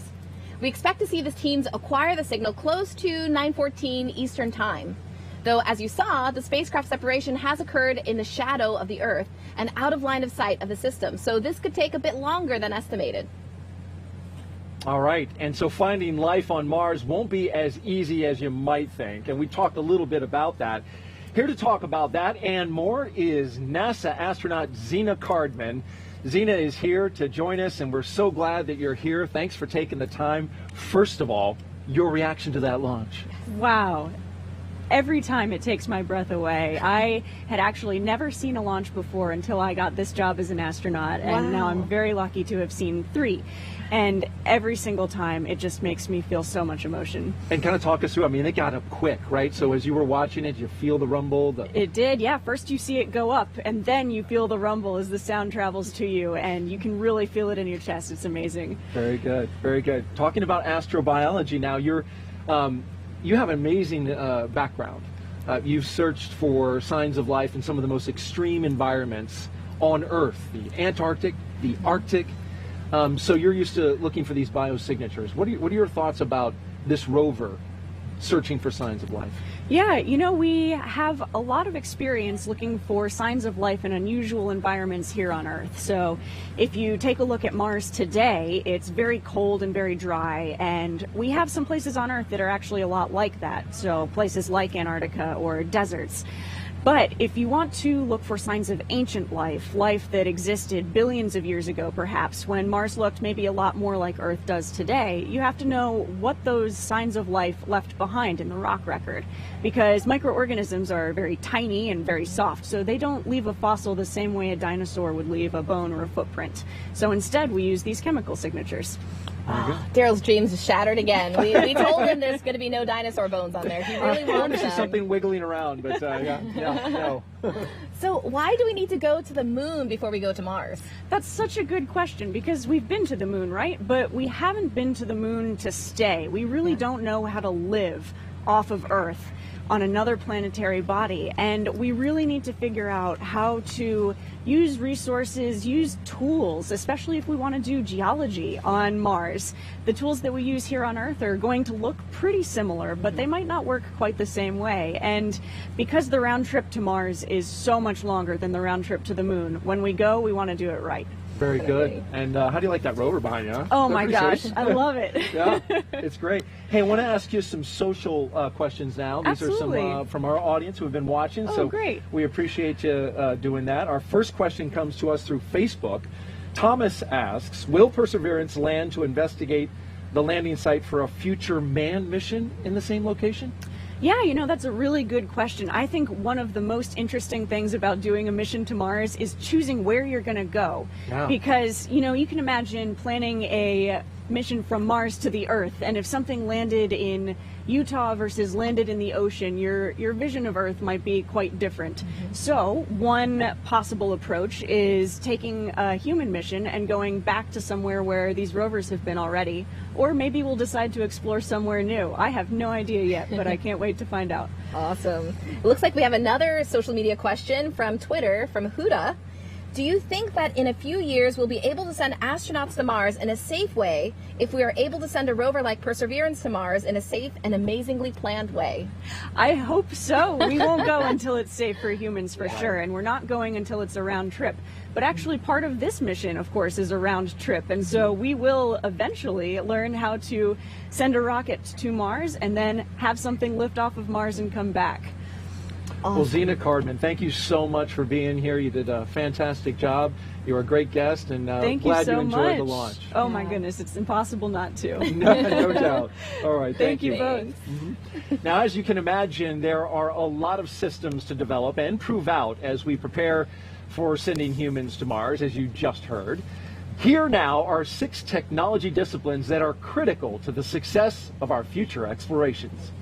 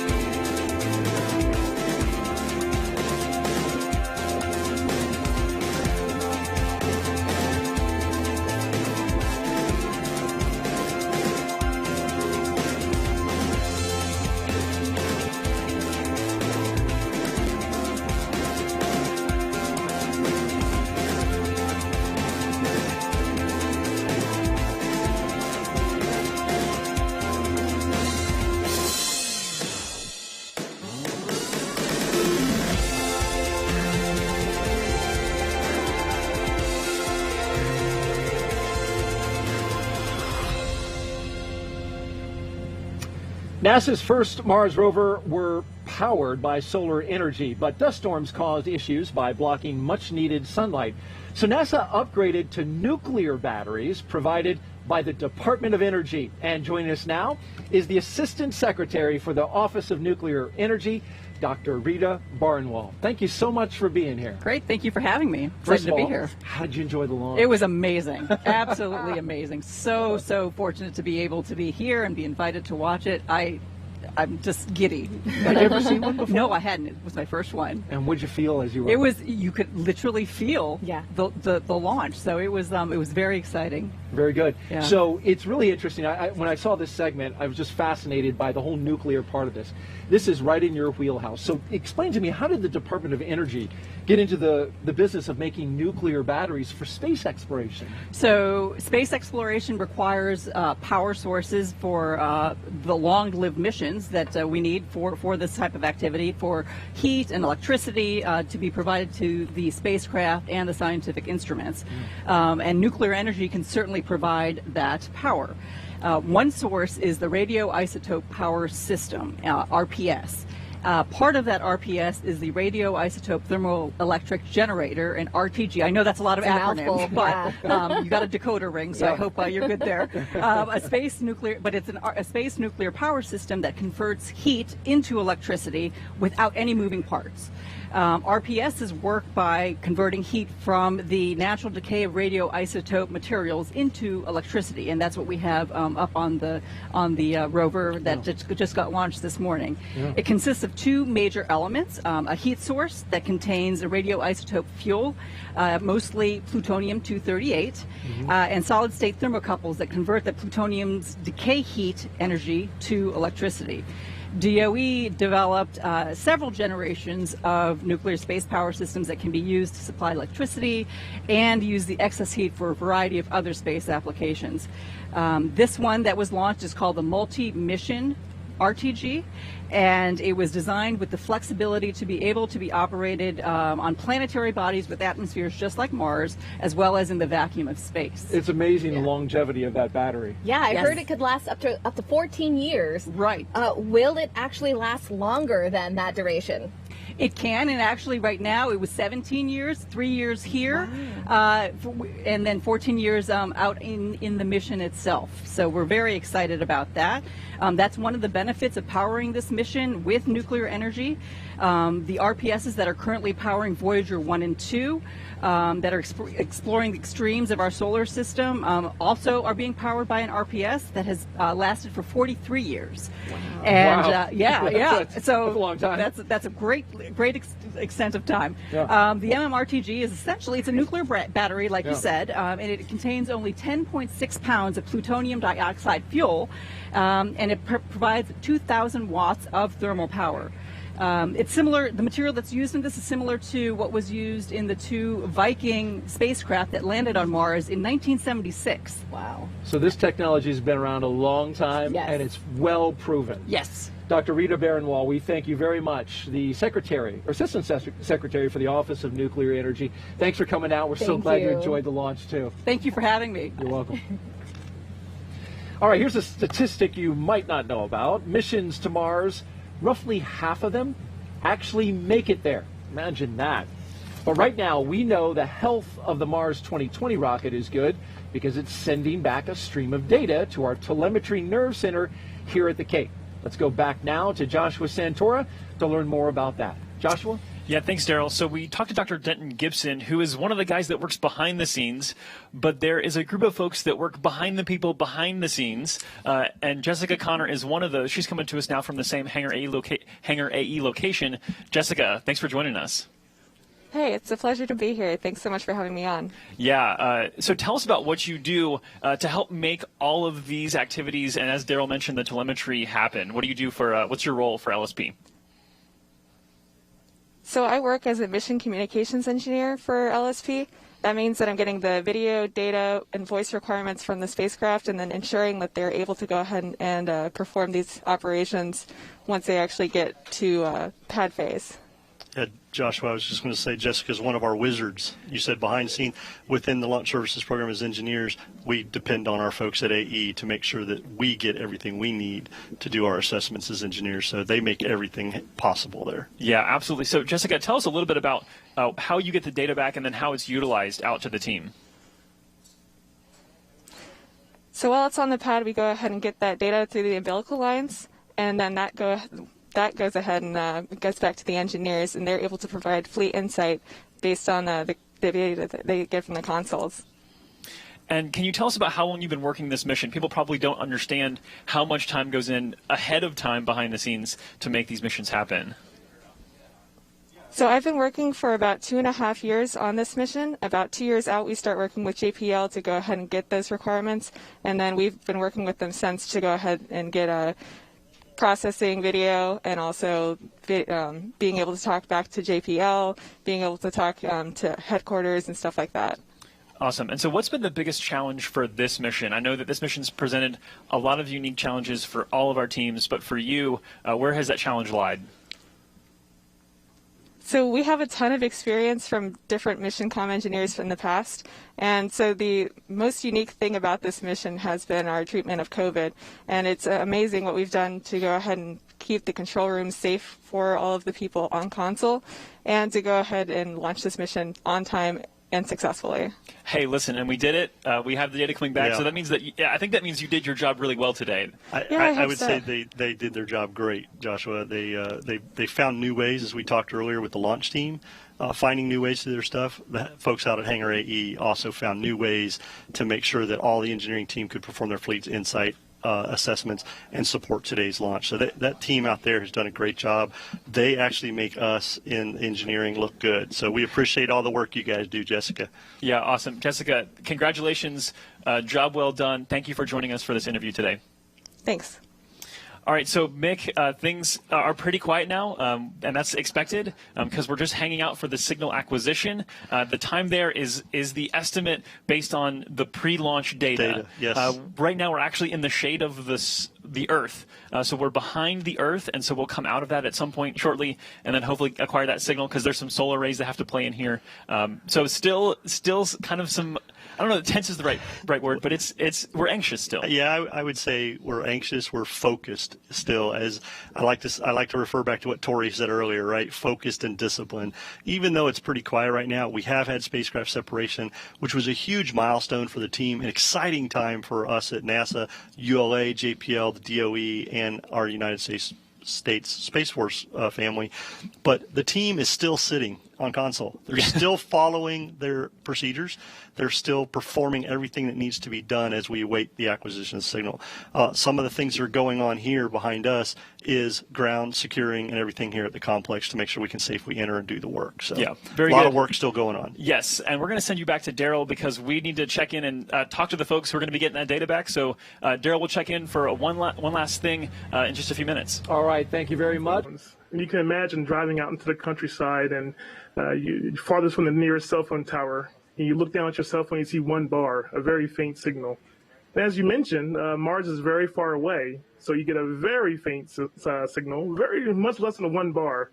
And so thankfully, we have on the ground from our Deep Space Network managed out of JPL, very large antenna dishes that can detect that very faint signal. You're talking about a signal that's basically like an incandescent light bulb, and receiving that from millions of miles. We have 70-meter antennas and 34-meter antennas.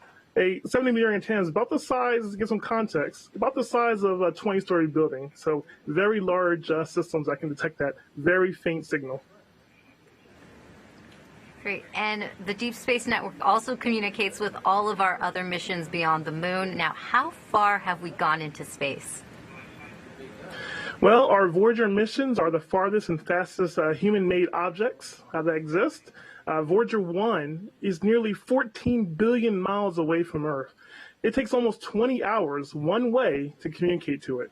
So once again, you can think about that light bulb. Could you imagine turning on a light bulb or a light switch and that light taking 20 hours to get to your eyes? And so basically, to communicate to Voyager, we send a command saying hi. It takes 20 hours to get there, and every 20 hours to receive a response from Voyager. So very far away. Thankfully, Mars is not as far away, as you mentioned, several million miles, not billions. So it takes not 20 hours, but it takes about 7 minutes. So it's a little better situation there. Wow. So what does it take to add the Perseverance mission to the Deep Space Network? Well, it's a lot of pre-work before the launch. We test with the launch vehicle. We test with the spacecraft. We test with the rover. We test over and over again to ensure that when it launches, when the spacecraft separates, when it lands on Mars, that we can have confidence that it will be able to establish a communication with us back on Earth. That's very important, and we instill that confidence by testing and making sure we have a lot of testing up front. And the payoff comes when we see those great, awe-inspiring images from Mars. And so a lot of testing happens up front, and a great team that works on that. Great. Now, getting an acquisition of signal is a very significant moment. Can you tell us how it works and what we should expect to see for this mission? Yes, that's a very important moment. And sometimes you'll see a spectrum graph that's a couple squiggly lines in the bottom, and what you expect to see is a peak in the middle come up, and that's what you call the carrier signal. And the carrier signal is described as a carrier because what it does, it brings in the signal. It carries the signal to us. Therefore, we can see that signal and know that we're receiving data. And basically, we see the carrier signal. But after that, we have to decode what the signal's saying. And hopefully what we're seeing is that the spacecraft is saying, hey, I'm doing okay. I'm on my way to Mars, and I'll see you there in 7 months. And so we expect to see that signal, and then we'll decode it and be able to get the health and safety of the spacecraft. But also what we'll also look out for is how to track it. So once we have the signal, we'll lock onto it. We'll move our very large antenna dishes. And as the Earth spins, we'll track the spacecraft around the globe. This is a global effort. We have our station in Canberra, Australia, and Madrid, Spain, and Goldstone, California, who will all be part of this tracking as the spacecraft goes to Mars. So very exciting time, and we're looking forward to hearing from Perseverance shortly. Great. Thank you, Philip. Now, we are just a couple minutes away from the first opportunity we will have to see if the Perseverance signal on the Deep Space Network is up on our screens. That moment brings us one step closer to Mars, but we have many other milestones to hit over the next 7 months, and I'm with Perseverance's Chief Engineer, Adam Stelzner, who will tell us what's in store for the rover. Adam, what should we expect to see next? Well, Raquel, we are... After we acquire signal, we have left the building. We are on our way to Mars. We're no longer in orbit around Earth. And what will happen next is we will start our cruise phase. It'll be about 7 months before we make it to the red planet. We have a set of planned trajectory change maneuvers that we do during cruise to adjust our targeting. In fact, we're targeting to miss Mars right now. We're on the way, general direction of Mars. But in order to make our Atlas Centaur, which threw us in the direction of Mars, not run into Mars, we're on a missing trajectory, and we'll do TCM1, which will target our impact with the Martian surface in a few days. So we start to monitor the spacecraft, make sure it's healthy and happy, and tweak its trajectory to be right on target by the time we make it to Mars. Great. Thank you so much, Adam. And right now we are just a minute away from the acquisition of signal, so let's pause for a moment and watch our teams at work.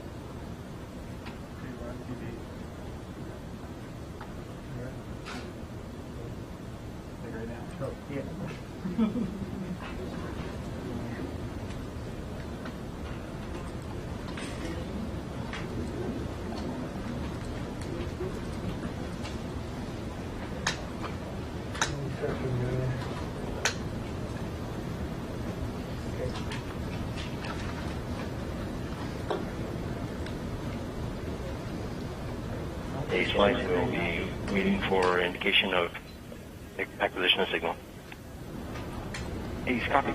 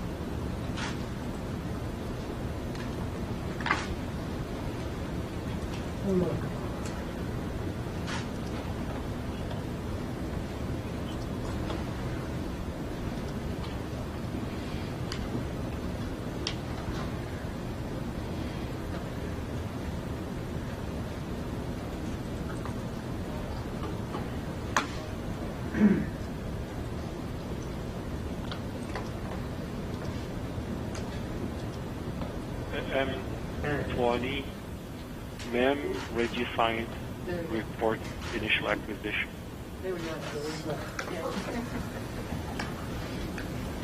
That's it. Copy that. Radio science. Flight nav. Go ahead, Nav. We're seeing one-way Doppler. 3436 AOS. Didn't copy, Nav. Yes, sir. We see AOS at 131531. East copies. Thank you.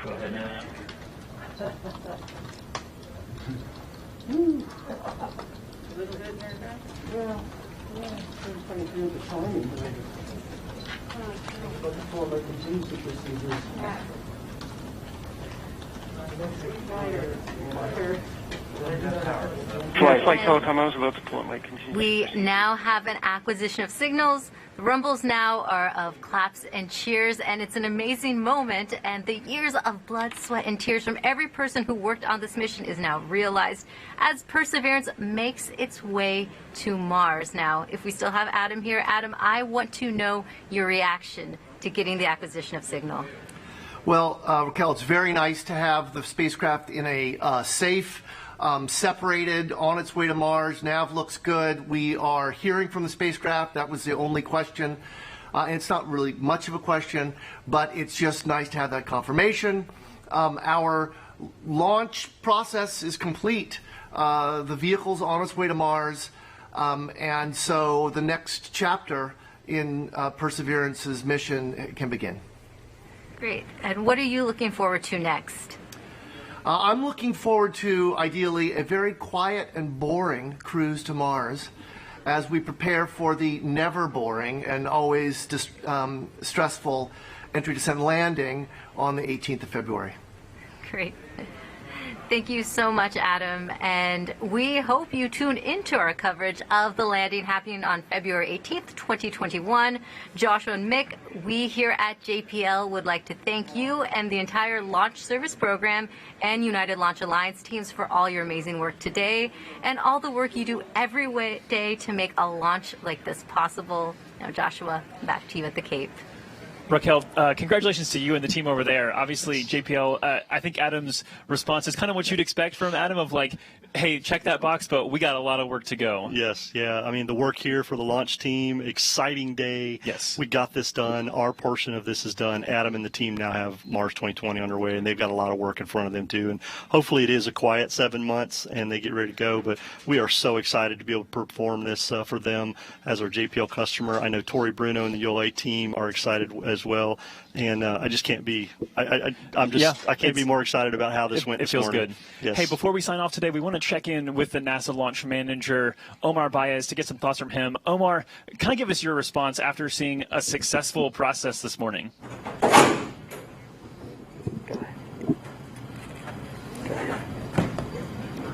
Okay, so about a minute ago, we did get acquisition of the spacecraft signal. That signifies that JPL's Deep Space Network has locked onto the spacecraft. It's on its journey to Mars. Everything appears to be going nominally for them. They'll get to check out the spacecraft now, do those checks that they need to do to learn how to fly that vehicle the way it wants to fly on its way to Mars. Pretty interesting. We separated them at approximately 25,000 miles an hour, and it's going to take a couple of months to get to that February 18th landing date, which they're targeting. So it's an impressive amount of speed that we imparted to them, and that speed is what our job as Launch Services Program and United Launch Alliance is to provide that spacecraft. The heavy lifting now is on our partners at the Jet Propulsion Lab. To slow it down when it gets to Mars, up the parachutes, slow them down in the atmosphere, and extend that sky crane and land on Mars. So they've got a heck of a lot of work to do from here on out. Today's count went beautiful up until the last 20 minutes. started to get exciting with some of the assets on the range having dropouts. And then a surprise call from the spacecraft mission director that we had a small earthquake in California at Pasadena that the folks in the control room felt. But they never lost signal, and they came back to me and said they were ready to proceed. We were able to lock down the time we were after. Launched on time, perfect launch from what I could see visually here in the control room. The orbital parameters look dead on. Our velocity is dead on. So we're on our way to Mars. There's no way back. So good luck to the Mars 2020 team.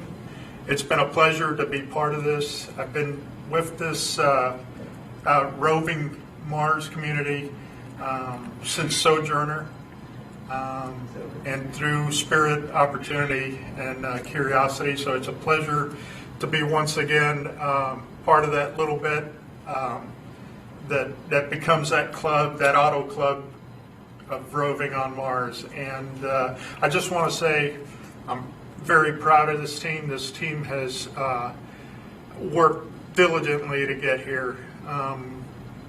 It's hard enough to get to Mars, throw in COVID. Today we're dealing with a small earthquake, the threat of a tropical storm heading in our direction. It's just an immense amount of pressure on the team, and it's so relieving to be able to have gotten that mission off today on the first attempt. And with that, that closes the show for us.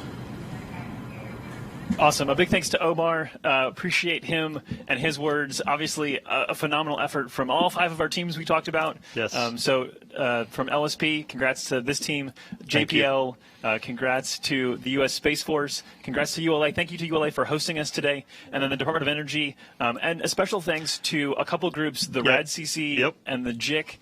Those were 2 teams that were working behind the scenes for over 3 years to prepare for a contingency with the MMRTG. That's correct. Didn't have to exercise any of that work, which is what they wanted. Like that's So kind of one of they those had a things. great day. They had a great day. Yes, everybody had a great day. So, Mick, thanks to you as well for joining me. Appreciate it, Joshua. Thanks for having me again. I've always loved doing this with you. And again, excited about the Mars mission. As Omar said, our prayers and good luck with the JPL team. They've got a lot of work in front of them, and we're just so excited to get them on their way in a perfect launch and orbit today. So thanks again for having me. Yeah, the countdown to Mars continues.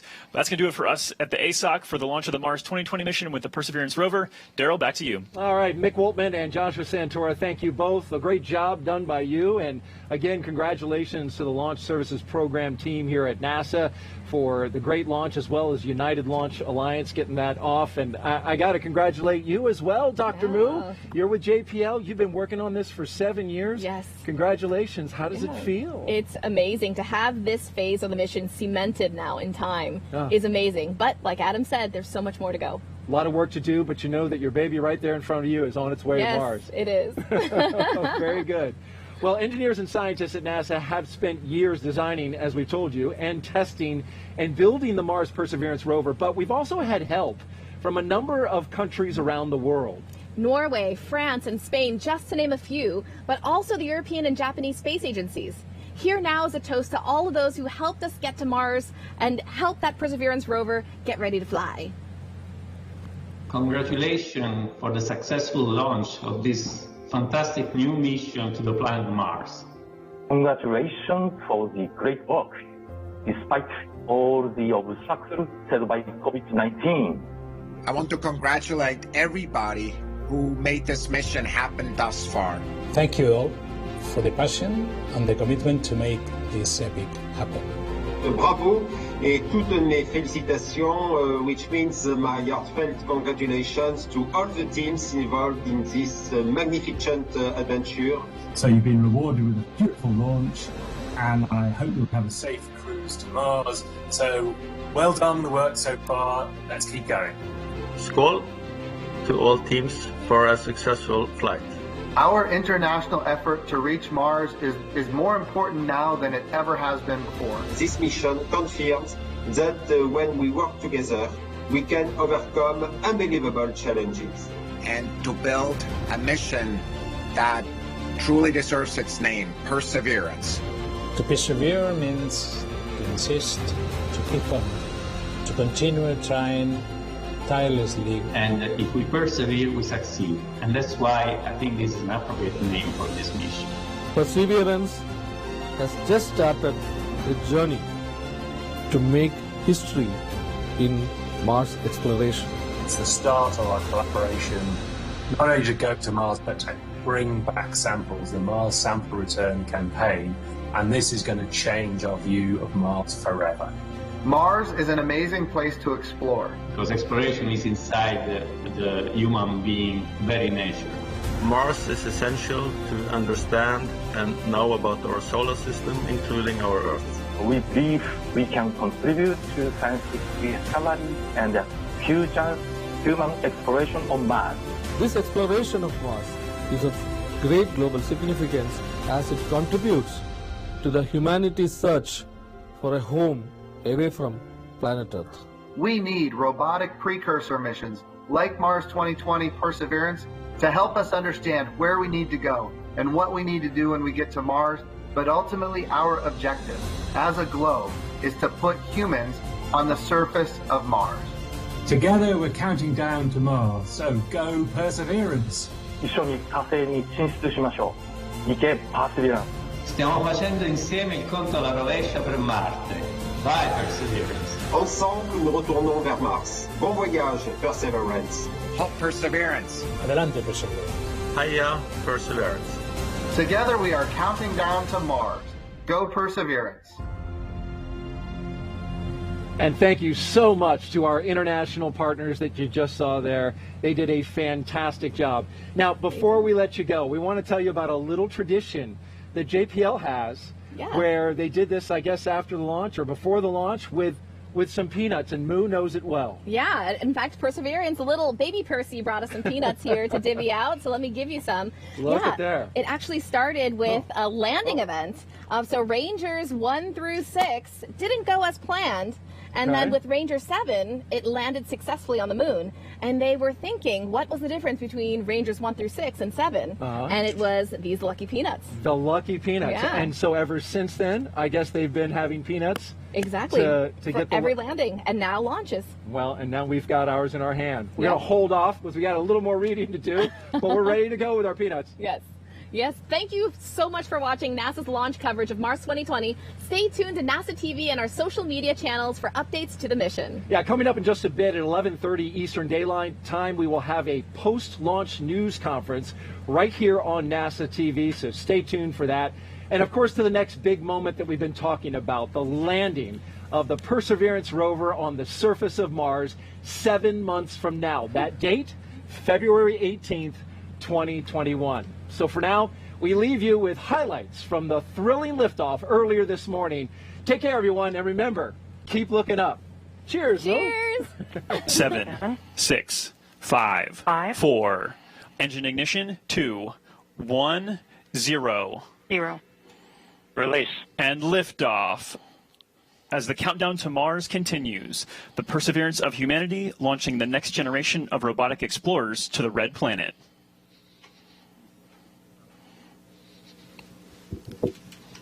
And Atlas TU has gone to closed loop control.